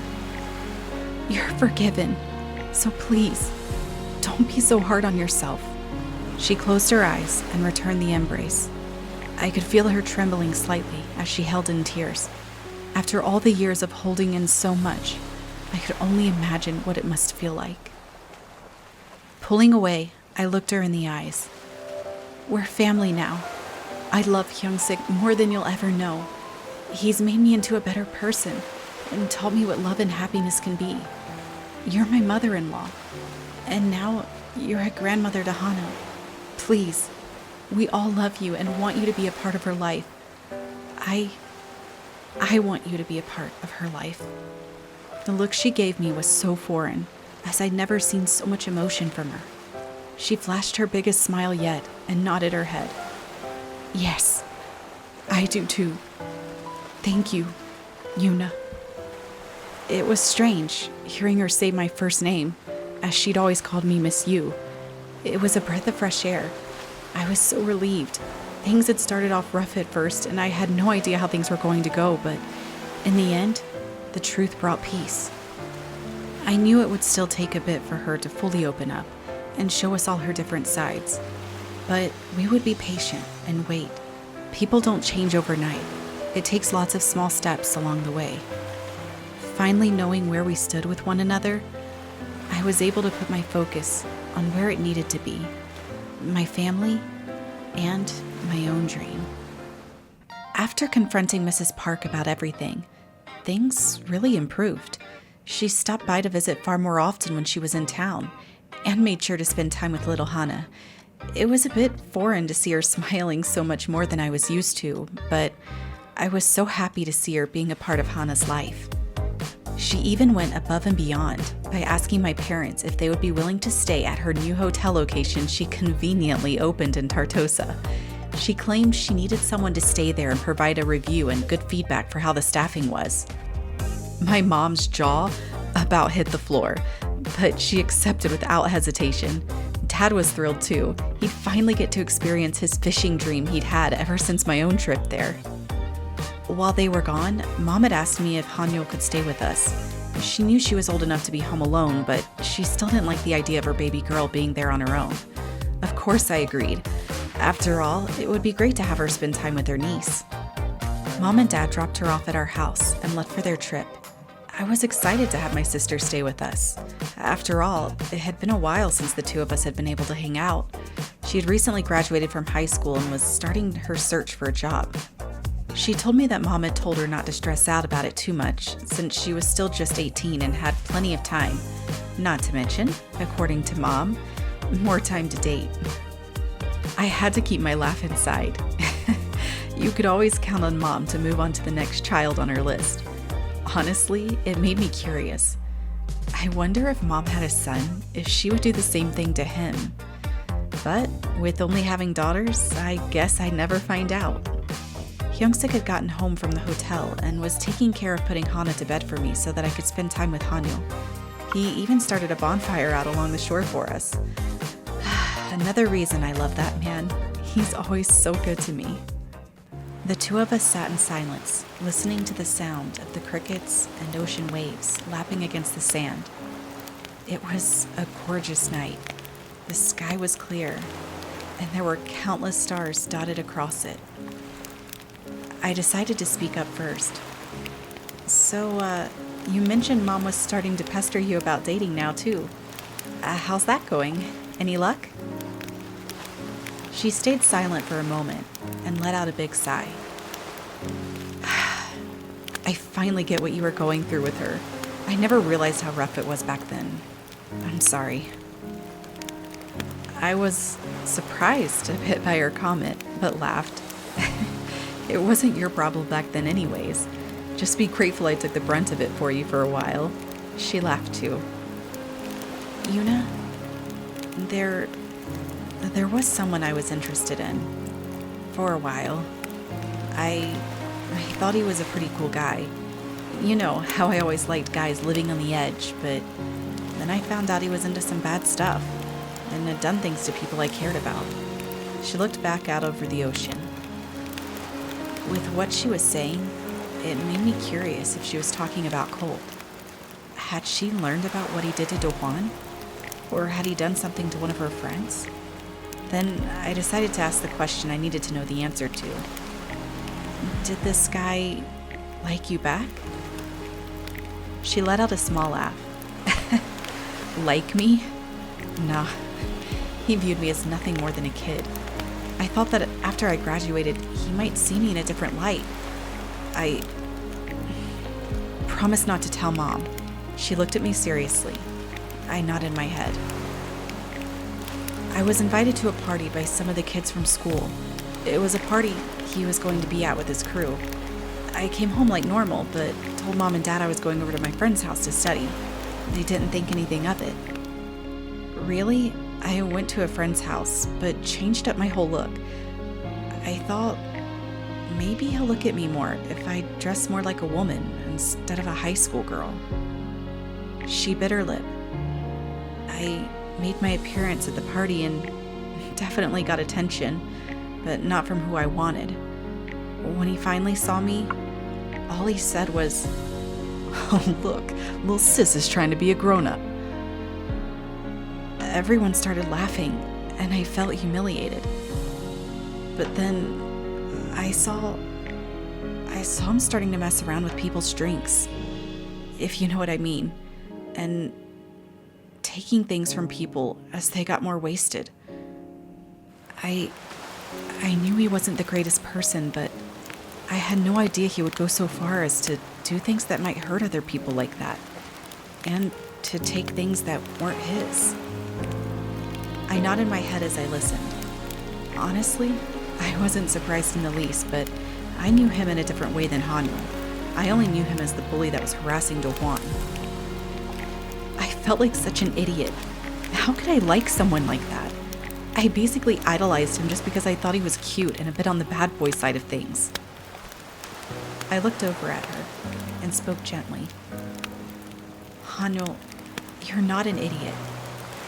We all get feelings for someone at some point for various reasons. Sometimes it's just a physical attraction, personality, style, humor, hobbies. It can be so many things. Regardless, when you don't know the whole picture of someone, you can't blame yourself. It takes time to learn about people. Her eyes reflected under the moonlight, with water shimmering at the bottom of her eyes. Thank you, Yuna. Hopefully, I'll get lucky and find someone like Hyungsik or Do-hwan. They're both such great guys. They always treat you too great. Plus, the way they look at you guys. She sighed. At the mention of Do-hwan, it brought a lot of things back to my mind. What was going on recently between him and me? They seemed stiff, tense, and a bit disjointed. Had they gotten into a fight? Were they on the verge of a breakup? I wasn't sure, but I needed to get to the bottom of it. Hey, Yuna? My train of thought was broken as Hanyu spoke up. Could you tell me the whole story of you and Hyungsik? I want to hear everything. How you first met, what led up to you guys dating. I want all the details. Her eyes now glistened with excitement instead of tears. We're going to be out here for a while if you want all that, I said, laughing. Hanyul smiled. That's fine. I mean, I brought snacks. Our laughs echoed off the shoreline as we settled in for a long story. Now that my story was mostly figured out, I still needed to take time to figure out Min and Do-hwan's. Having Hanyul stay with us was so much fun. I really enjoyed the sister time. I was a bit sad when Mom and Dad got back and she went back home. It was nice having company when I was home alone with Hana most days. In other good news, I'd heard from Mrs. Park that she had found several possibilities for locations for a restaurant, but she was doing some more digging on the properties before bringing them to the table for me to look at. I had to say, it was great having someone like her in my corner. After all, I never thought it would be that way. With those things going well, I knew there was still one more thing I needed to figure out. Min and Do-hwan. So-hee was in town, so I met up with her to have some lunch. It was then that I brought up the topic of the two. She listened intently and didn't really say much. After a while, she smiled and said, I think I've got an idea. How about you and Min come to my apartment I'm renting here in Sulani? We can have a girls' night, just the three of us. I looked at her a bit surprised with the offer. I guess I hadn't really thought about doing something like that. I was so focused on the issue itself. I smiled. That's a great idea. I think a little girl time is all that she needs. Once she gets comfortable enough, I think she'll spill. Plus, you've got me. If there's one thing I'm good at, it's finding out all the secrets. She winked. Later that day, I called up Min and let her know about So-hee being in town and her offer to have us stay the night. Just the three of us. She seemed a little hesitant at first, but accepted. So-hee swung by and picked us up in her rental car and drove us to the apartment she was staying at. It was high-end, of course. I don't know why I expected anything less. Min was so impressed when we walked inside. She ran around inspecting everything, oohing and eyeing. After we all took showers and got in some comfortable clothes, we sat down in the living room to chat. So-hee started talking first. She kept it nonchalant, asking about Hana and how my cooking career was going. Then she moved on to Min and asked her about work at the fashion boutique. I was relieved that things seemed to be relaxed, and more importantly, Min was talking. She shared how she'd been promoted to branch manager of the store and was keeping pretty busy with that. At one point, she started to mention Do-hwan, but stopped herself midway. So-hee and I exchanged looks. Silence filled the room, except for the crackling fire. Min? Is everything all right? I spoke up. She remained silent, staring down at the floor. I decided to continue. You've seemed pretty frustrated lately, and I couldn't help but notice that you and Do-hwan seem to be distant. Silence again. Min took a breath.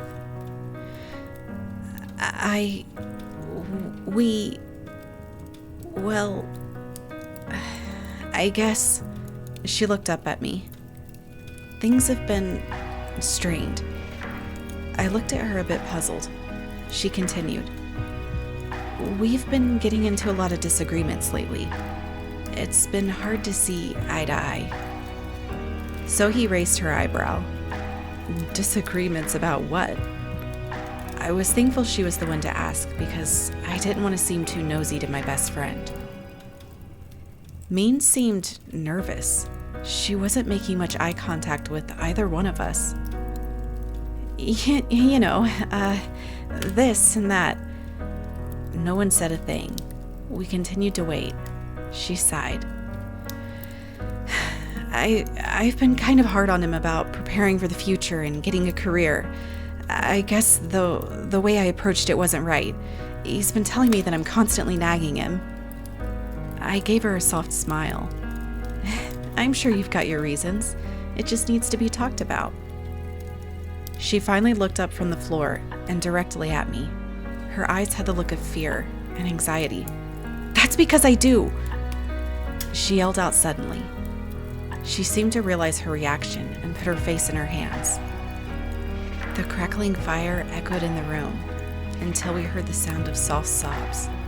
Sohee and I looked at one another, knowing things were coming to light. Min was cracking. Min? I said her name as gently as I could. What's going on? You know you can tell us anything. We heard a few more sobs before Min finally looked up, tears falling down her face. I'm scared, she managed to say. He might not want to be with me anymore. Once he knows, he might get scared off and I'll never see him again. I leaned forward. Min, slow down. Why would Do-hwan run off and leave you? What are you scared of? Did something happen? Her lip trembled. Yes, but he doesn't know. I gazed at her, my concern growing by the second. Doesn't know what? I asked. She gasped and took a deep breath.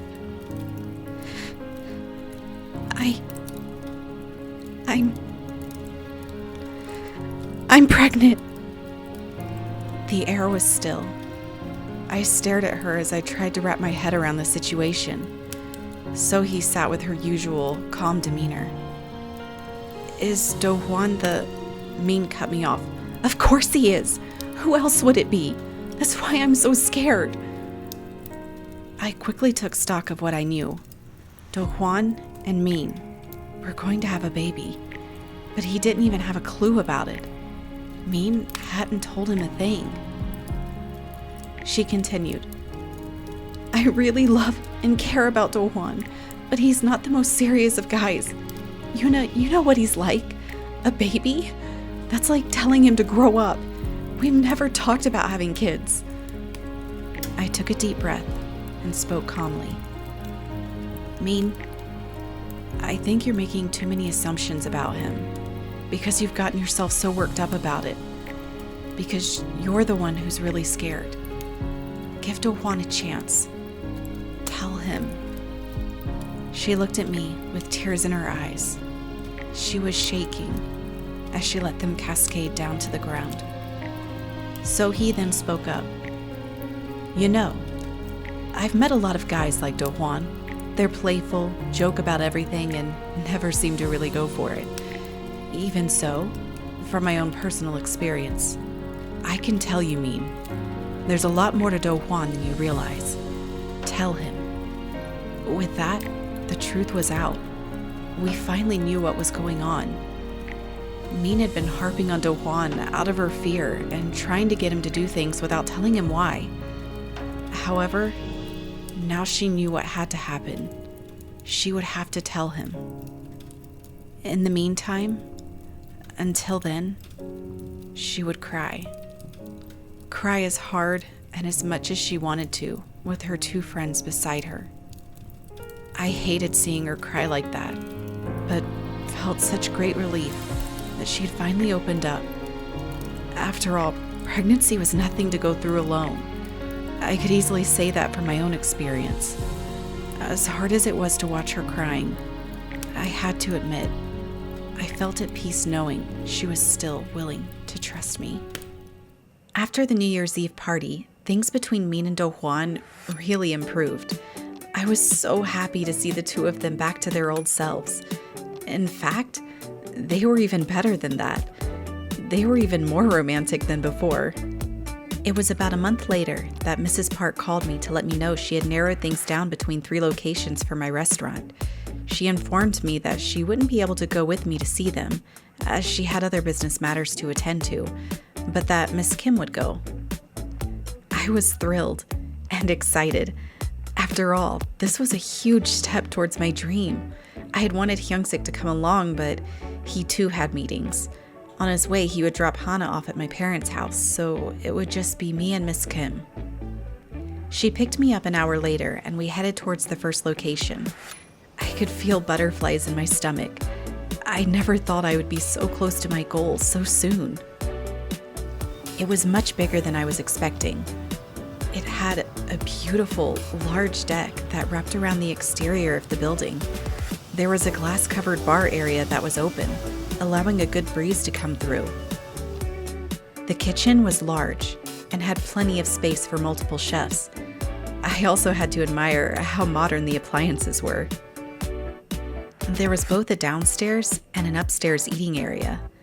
The layout was definitely unique and gave an open feel, but I wasn't so sure about having to go up and down a bunch of stairs to carry food to the customers. That might get old pretty quick. That being said, we headed off to number 2. The second one sat right on the edge of the shoreline, bringing in that beach-going vibe.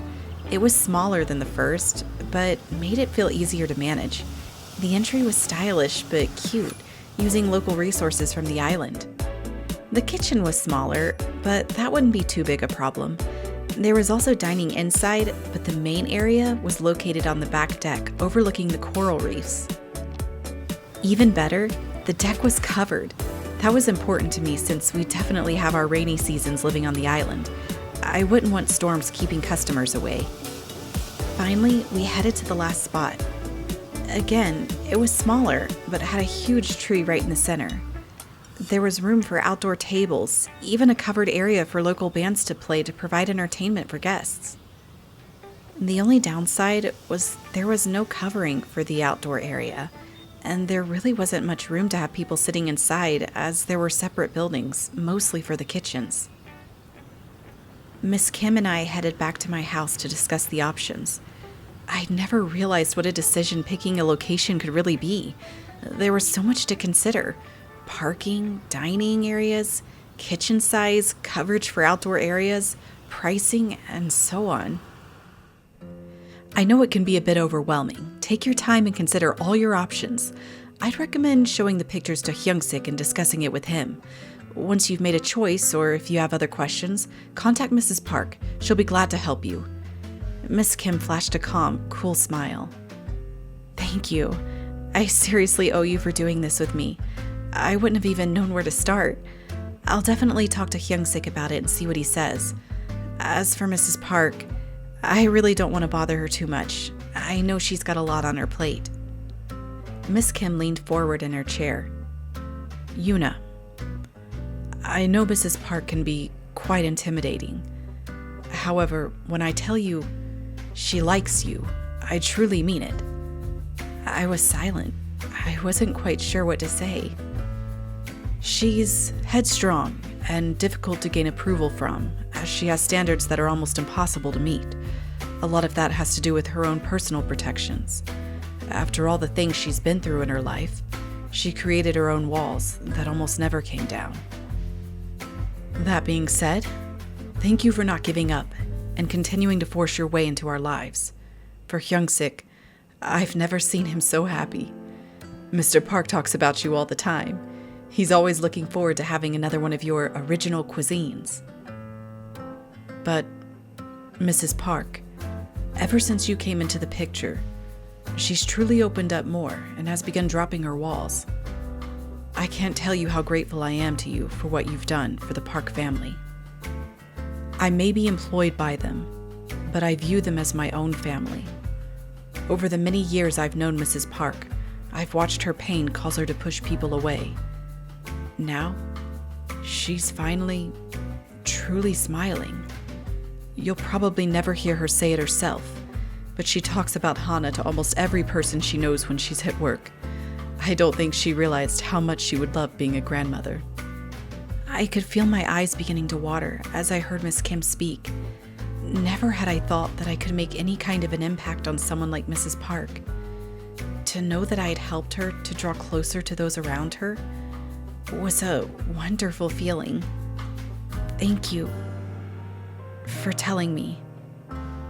It means a lot. I want nothing but the best for her, and to have her be a part of Hana's life. Miss Kim nodded her head in acknowledgement, and then turned to look back at the papers on the counter. Now, back to the matter at hand. Let's go over prices and all the details for each building. Of course!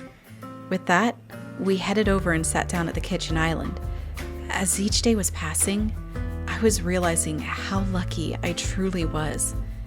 Things had been rocky at first, but here we were, married, parents, and deciding on future business endeavors.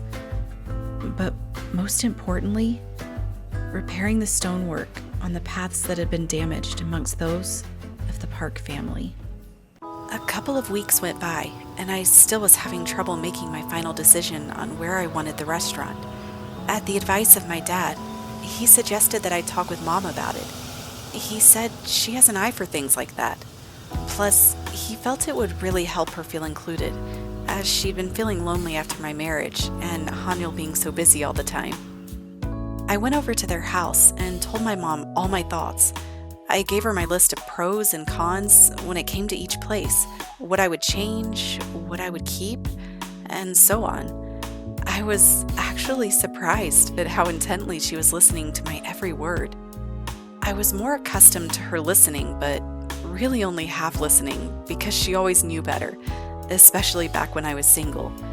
I guess things really do change as you enter different phases and stages in life. As we talked, I was surprised to learn that my grandparents had apparently owned a tea shop on the island when my mom was a little girl. She said they were always packed, especially on the weekends. Their tea was one of a kind. There was nothing else like it on the island. When I asked her more about it, she said that her parents decided to close shop when she was around 10 due to health problems. Her mother, my grandmother, had gotten pretty sick and wasn't able to keep up with the influx of business, and her dad couldn't manage on his own, even with Mom's help. I had always known that my maternal grandma had passed away early on in my mom's teenage years, but I'd never really known the full reason or story. Even though part of the memories were painful for my mom, I could tell she had a fondness for the good times. I know you'll do an incredible job no matter the location. After all, it's not always where it's at that matters, but what's being served. People always come back for great service, conversation, food, and memories. Remember what truly matters. I was so grateful for my mom. I could feel an even greater closeness between the two of us, especially now that I was a mother myself. That night, I went home and played with Hana for a bit before putting her down for bed. Then I headed outside to gaze at the clear night sky. I took a deep breath. I loved the smell of the sea. It was a sense of comfort and peace. Looking out into the darkness, I could see the waves gently lapping along the deck, continuing its path to the shore. Yuna?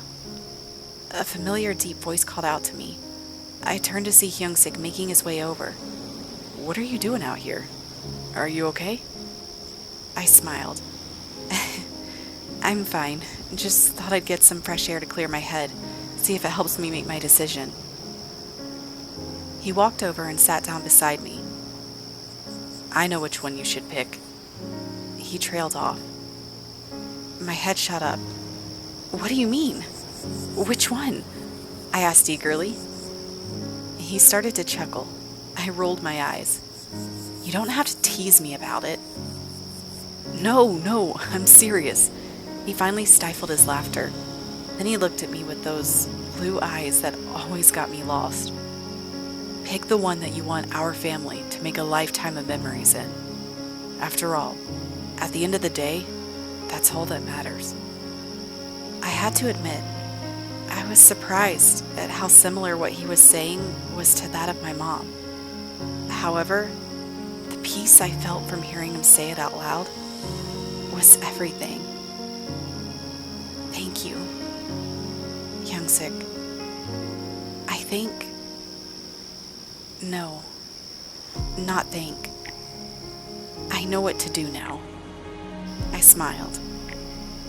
He leaned over, giving me that smirk that melts every part of me. So, now that we got that figured out and Hana's asleep, why don't, you and I have some time together? With that, let's just say the moon had to hide behind the clouds for a bit, so as to not cast its flustered light.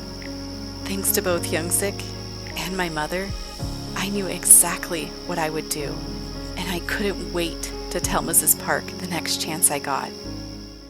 The next month, was kind of a blur. So much was happening, and quickly at that. First off, I signed the paperwork for the location I wanted and became an official restaurant owner. The only things I had to do first were some renovations we had talked about, menu selections, and finding employees. There was so much more than I realized. Some days felt a bit overwhelming. I was so grateful to have Youngsik and Mrs. Park there to help me. I'm honestly not sure if I would have even known where to begin without them.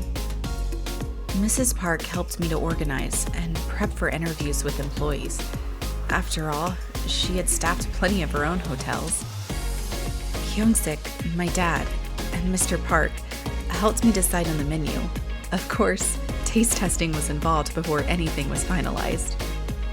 I had to draw out my plans for the layout, theme, and colors I wanted to go with, and gave them to Youngsik. He brought some of his team over from the hotel, and they immediately got to work making phone calls and scheduling. It was a miracle, all the help that I had. I honestly couldn't believe my luck. I had so many wonderful and amazing people by my side supporting me, which, speaking of support, that was something I needed to do for Min. Min was feeling quite overwhelmed with having twins. We were all doing our best to help her out, especially poor Do Juan. He was running himself ragged, going back and forth between jobs and trying to help with late-night feedings. Bomi was an adorable little girl who was calm and loved waking up in the mornings. She was cheerful and sweet and pretty easygoing. She was only 3 minutes older than her brother. Juan was just as cute as his sister, but far more cautious. He was a stranger danger cadet who took quite a while to warm up to others, as well as new places. The kids had taken Do Juan's last name, Wu. Min had said she wanted them to carry the name because she too planned on it as well. She blushed when she told me. Her and Do Juan were planning to get married, but after things calmed down a bit, got some things figured out, and money saved. Min had her hands full, so everyone was pitching in where they could. Her and Do Juan had moved into an apartment building not too far from her parents' house. Even though she was struggling, I could tell how in love she was with them. I don't think she realized how much she would love being a mom. When the two of us were alone, she told me, with stars in her eyes, how she never knew there could be a whole nother level of love out there. She said it was greater than anything she'd ever thought.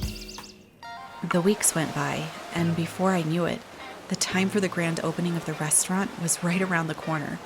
I was filled with excitement, nervousness, anxiety, and anticipation. Youngsik was working overtime, going back and forth between the hotel and the restaurant.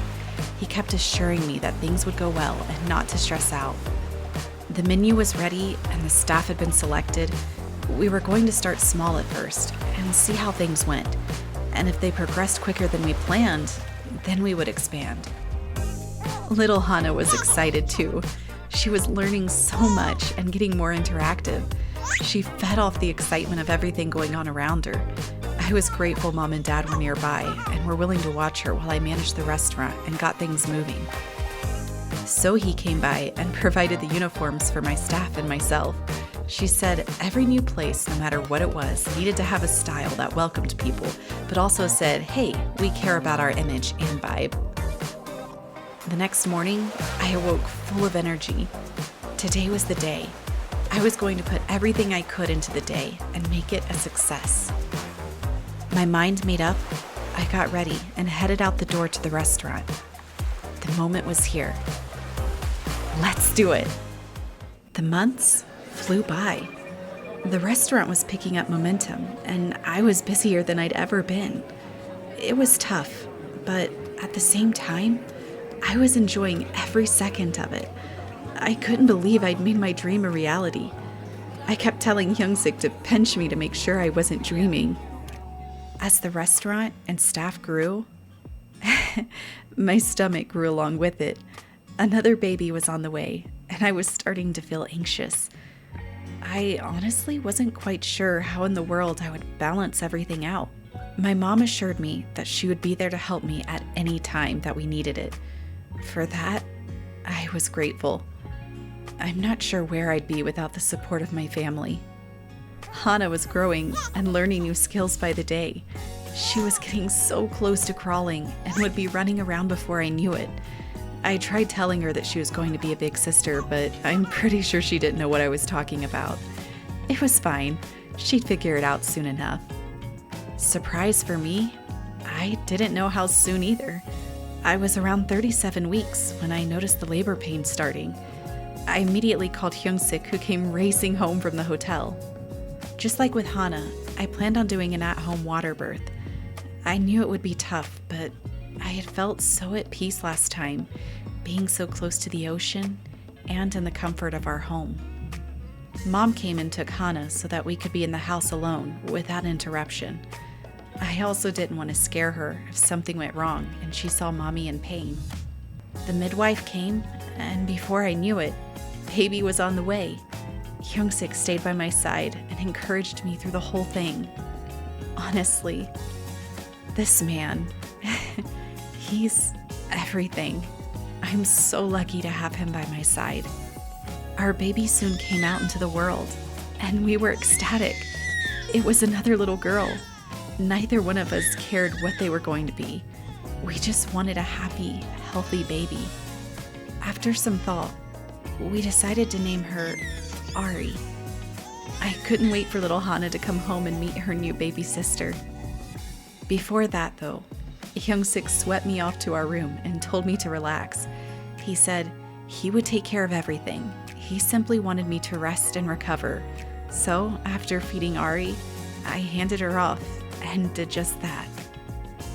While I spent time on leave taking care of our new little girl, Hyung-sik, Mrs. Park, and even Do-hwan stepped forward to keep the restaurant moving. It wasn't practical to shut things down just because I had a baby, so I let them take the reins for a bit and focused on my girls. While at home with them, that's when I realized something. As much as I was thrilled about owning my own restaurant and having it be successful, what really mattered the most to me, what I was most proud of, was right here, in this room. My babies. They're my everything. They're what makes me, me. Becoming a mother has taught me so many things, but knowing they're a part of Hyung-sik and I, our love, what we created, is priceless. It's true what they say. The love of a mother knows no bounds. A couple of months went by, and Ari had grown quite a bit, so with that, I decided the time to return to the restaurant had come. I was excited to get back to it, but knew a part of me would be at home, with them. After having Ari, the months flew by. I was so caught up in the constant blur of life, running the restaurant and taking care of the girls. It was a lot. Even so, I didn't mind it. I was finally achieving everything I'd set out to do. One way or another, I knew I'd figure it out and make my way. Min and Do-hwan had also been busy and had even planned out their wedding. It wasn't going to be anything major. They wanted to keep it simple and small, just family and their close friends.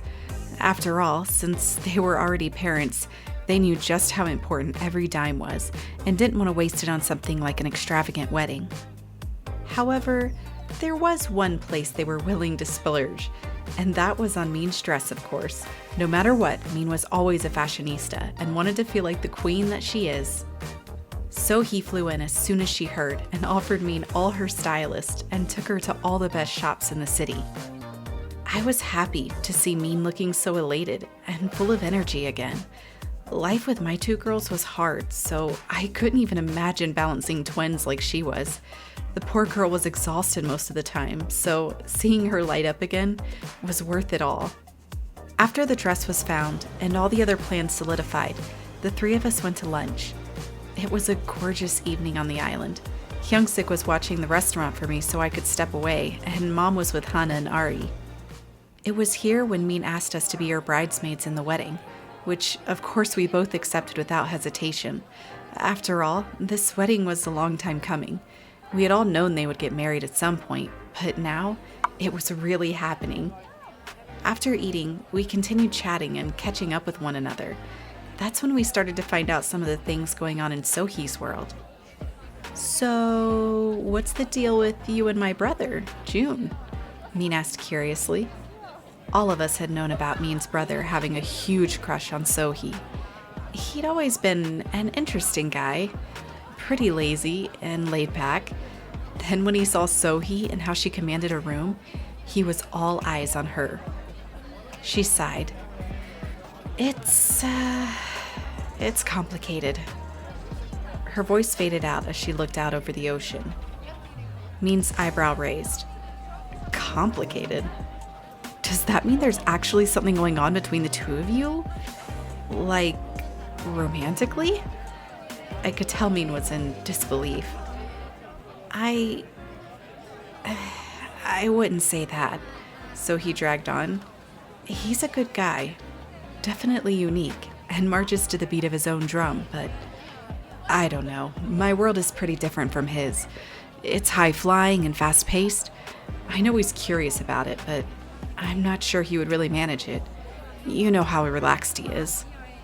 I had to keep my laugh inside at her use of the word relaxed. We all knew too well she meant lazy, but was too kind to say it, especially since his family was present. Min rolled her eyes. Please. That doofus needs someone to light a fire under him. It would finally make him take some initiative. Besides that, though, are you interested in him? At this question, even I found myself leaning forward. So he looked at us both and let out a small chuckle. Okay, listen, girls. I know you're both dying to know the tea. We all laughed. She took a breath. Well, I'd be lying if I said I wasn't curious about him, but like I said, it's complicated. What's there to be complicated about? Why not just give him a try? Min asked matter-of-factly. There's a slight conflict of interest with my work. We paused and waited for her to continue. I'm under contract with my modeling agency and She was cut off by Min gasping. Don't tell me. It's like those idols who can't date? So he laughed. No, nothing like that. It's just, I may or may not have sort of been dating the photographer off and on for like a year. We were silent. The crickets were so loud. I finally spoke up. When you say dated, like seriously dated or just a fling? I could tell she was starting to stress out. Like I said, we've been off and on.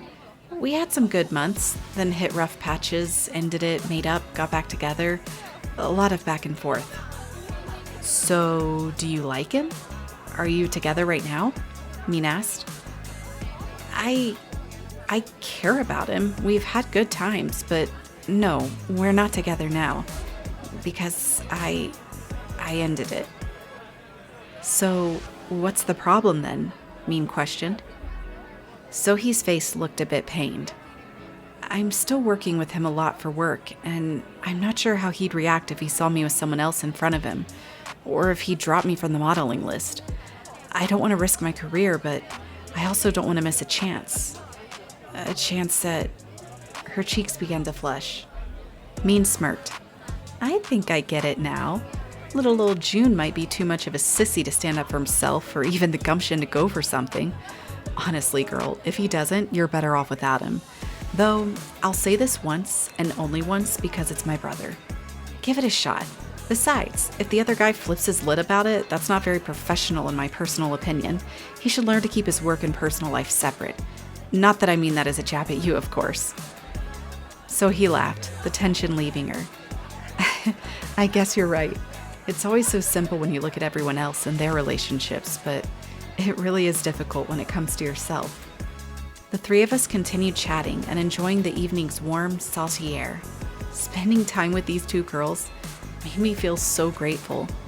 Grateful to have such wonderful friends and people I could rely on, but also people I could just relax and enjoy my time with. One thing's for sure, I couldn't wait for the wedding and to find out how things would turn out for Sohee and June. After Minato Juan's wedding, the two swept off to their honeymoon for a few days. I was honestly so happy for them. Ever since we were kids, Min had always dreamed of her big day, and now it had finally happened. Hyung-sik had used his hotel connections to get them an incredible deal at the location of their choice. In turn, that meant we were on babysitting duty. Things were definitely rowdy around the house having 2 more babies, but it was so adorable watching them all socialize with one another. Her parents weren't able to watch them as they had their own things going on, so of course I volunteered. There was no way I was going to let my best friend miss her dream honeymoon. Once they got back, all returned to the usual. I went back to balancing my work life with my home life. I really threw myself into my work and spent extra time training the employees. I always wanted to be sure that each of them felt seen, heard, and cared about. It was late one evening when something unexpected caught us all by surprise. A customer arrived, and as usual, we seated her, took her order, and served her. However, that's when things got, well, let's say, messy. Giselle came racing into the kitchen asking for help. She said that the customer was livid with her meal, and nothing she said seemed to be working to calm her down. That was my cue. I headed out to the deck, spotting her. She was hard to miss. Her hair was dyed, glasses pointed and sharp, just like her personality I was hearing about, and she sat with her arms crossed, wearing an angry expression on her face. I reached her table and bowed slightly. Pardon me, ma'am. I'm the owner of this establishment. I heard that you're not pleased with the dishes that have been prepared for you. Please, do tell me where the error was made. The woman turned to look at me, her lips in a frown. Just who I was looking for. You're Unipark, then? I nodded my head. Well then, do I have something to say to you? You think you can just serve people nonsense like this? She pointed to her plate. For someone who's trying to have a 5-star restaurant, you can't serve this trash. I could feel my insides turning into knots of frustration, confusion, and anger. I apologize, ma'am, but can you be more specific? What exactly is wrong with it? She looked at me in disgust. What's wrong with it? Are you kidding me? The way it smells, tastes, and looks, all of it. Not a single part of it is appetizing at all. I did my best to smile. I'm sorry you feel that way, ma'am, but I assure you, this is one of our most popular dishes, and we've not once ever heard a customer complain about it. The woman gasped in disbelief. Are you accusing me and saying it's just me that has the problem? I was about to answer when I heard a voice respond from behind me. That's exactly what she's saying. The problem is always you. I turned to see Mrs. Park approaching us. She gave me a gentle smile before turning to face the woman. You? The woman cried. Mrs. Park smirked. Yes, me. It's good to see you too, Miss Gina Song. What are you doing here? I thought you were away on business. Funny you should mention that, or even know that. But since you're so curious, I was indeed, until I got word that my favorite critic would be coming to the island specifically to try my beautiful daughter-in-law's restaurant. I could see the vein on Miss Song's temple beginning to pulse. Well, of course. After all, it's been all the buzz amongst your hotels that your dear son was married, and his wife would be starting a food stall, restaurant. Her eyes flashed wickedly at her last comment. Mrs. Park sighed. I'm going to cut this short. Leave. You and I both know you only came because of me. You saw another opportunity to smear the Park name and ran with it. Miss Song started to argue, but Mrs. Park cut her off. If you don't leave now, I'll sue you for defamation. The choice is yours. Miss Song stood up, held her nose in the air, and walked out without another word. Everyone let out a sigh of relief. Mrs. Park turned to me. I'm so sorry about that. Please, dear, don't worry yourself about her. Our family has a long history of dealing with her. She's always been out to try and bring our family name down and ruin our reputation. This had nothing to do with you, other than that you've become a part of our family. I nodded. I see. Thank you for helping. I bowed. Mrs. Park looked at me with a warm smile. Yuna, please, no need to be so formal. Also, don't listen to a thing she said. All of it was untrue. After all, I've got a long list of some very well-known chefs requesting to meet with you. At this, I looked up. What? Really? That want to meet with me? She nodded. I couldn't believe it. Never in my wildest dreams had I imagined something like that happening. Now, that being said, let's close this place up for the night. I want to see my grandbabies. And with that, everyone went to work cleaning up, feeling proud, excited, and a new pep in their step. The island of Sulani. Blue skies, clear water, palm trees, and a close-knit community. This is where I grew up and spent most of my life. I honestly couldn't have asked for a better place to have been raised. Never had I thought that this would be the place where my life would change. The place where I'd make new friends, make unintentional enemies, try new things, and most of all, meet the love of my life. The island didn't just hold a special place in my heart. It was a special place. A place where friends and family came together. It was as if the island spirits blessed it in such a way that the ties made here became unbreakable. It was a warm, beautiful afternoon when my whole family had gathered at the docks to say our farewells to my dad. He was heading off on a huge fishing expedition, one he dreamed of going on his whole life. He'd be gone for about 1.5 years, possibly 2. I could tell Mom was beside herself with worry, but was still happy for him and proud. I made a mental note that we'd need to have her over a lot more to keep her busy. I'm sure Hana and Ari could manage that. Dad assured all of us he would write to us each time they landed at a new port and send souvenirs when possible. He was full of so much zeal, it was almost contagious. I would miss my dad, but this was something he'd been wanting to do for years. He would miss us, Mom especially. I had to bite my lip to keep the tears in watching their farewell. He squatted down next to Hana and Ari, arms opened wide for hugs. The girls jumped in his arms, giggling. He laughed as he fell over. Now you listen here, young ladies. You better listen to your mom, dad, and Hanyul and Grandma Yu while I'm away. No getting into too much trouble. Then he mumbled low under his breath for just the girls, because you've got to wait till I'm back for that. Grandpa, what about the stories? Hana called out. Yeah, stories. Ari piped up next to her. Tad looked down and smiled. Stories?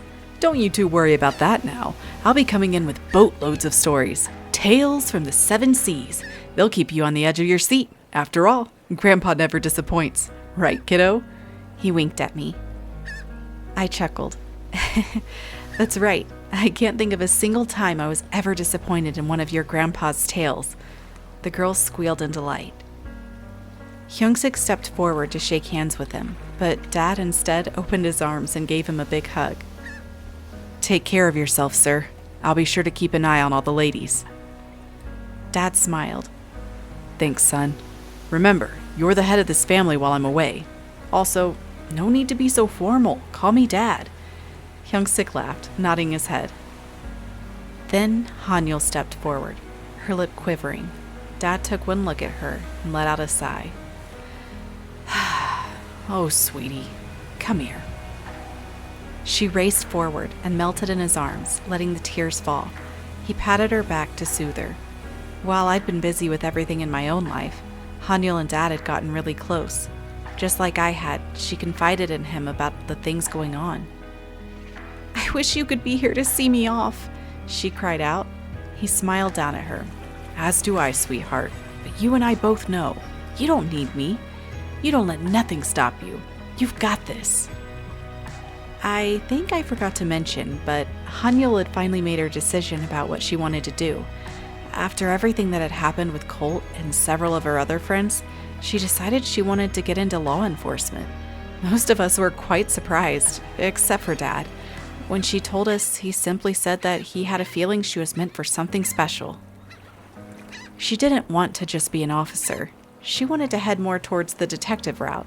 Whether it kept her here on the island or took her away to the big city, she said she didn't care. She just wanted to make right what needed to be and stop those that might hurt others. I had to admit, I was impressed with how strong her resolve was. But more than that, I was proud of her and of Mom. Mom had had a difficult time with it, but had finally come around to realizing that each of her daughters would find their own way in life, even if it didn't coincide with what she had envisioned for us.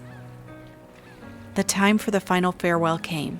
We said our goodbyes and wished him safe travels and luck on all his exploits. Over those next 2 years, life continued on. Hana and Ari continued to grow, learning every day, getting into mischief, all the normal things kids do. Watching the two of them reminded me so much of myself and Hanyul when we were little. With no one at home to take care of, Mom was over at our house more often than not, and started working part-time at the fish market. I could tell she was enjoying herself, and the gossip. Hanyul was busy with her schooling, but stopped by as often as she could to see her nieces. She loves being an aunt. After all, she gets all the fun, never the discipline.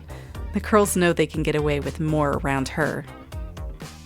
Sohee wasn't able to visit the island as much since her contract started picking up. She was getting requests left and right. June was close at her side, as an assistant manager, as she put it. Though we're all pretty sure the only managing he does is with her personal time. With the twins getting bigger, Min was able to start working at the fashion boutique in town again part-time. Do Hwan had been working so hard and had finally reached a management position at a business. While things were tough, they were still so happy. They would do anything for their family. Little Bomi and Juwon were becoming the best of friends with Hana and Ari. I loved watching them play together. It was a sweet reminder about how the most important things in life are the simplest. By the time Dad got back, the girls were a bit older and the stories were endless. They begged him constantly to share more of his travels and tales of the seas. They wanted it all. I was happy to see them being so close with him, just like me and Hanyul always have been. After all, family is everything. It was late one summer night, after the girls were in bed, that Hyungsik and I finally had a chance to be alone. We sat under the stars, breathing in the fresh, salty air, and silence. The waves washed softly up against the shore, cicadas buzzing rhythmically. "What's on your mind?"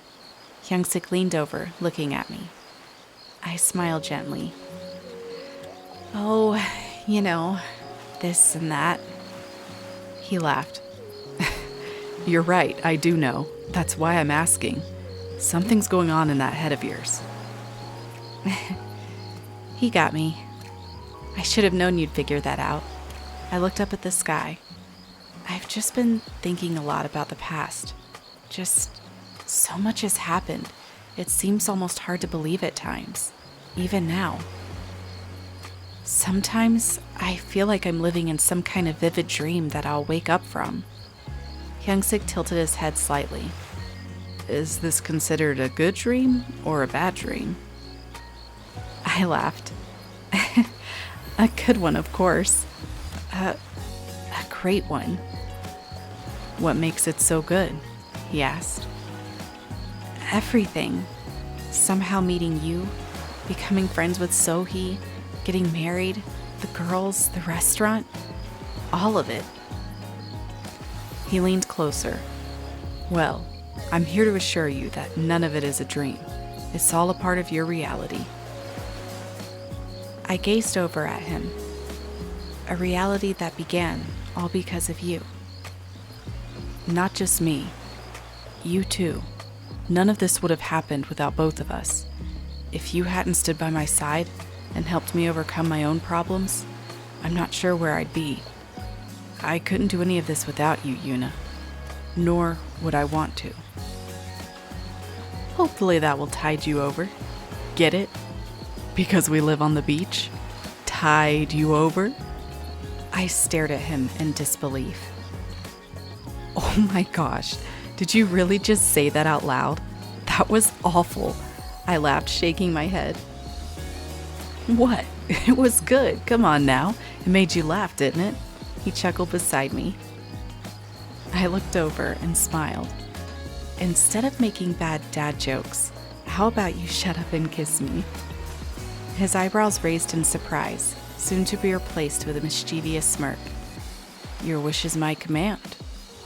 With that, he leaned over and kissed me. The warmth of his lips washed away all my fears and worries and replaced them with hope, happiness, and love. My name is Yuna Yu, now Yuna Park, and this was a story about a girl who had her dreams come true.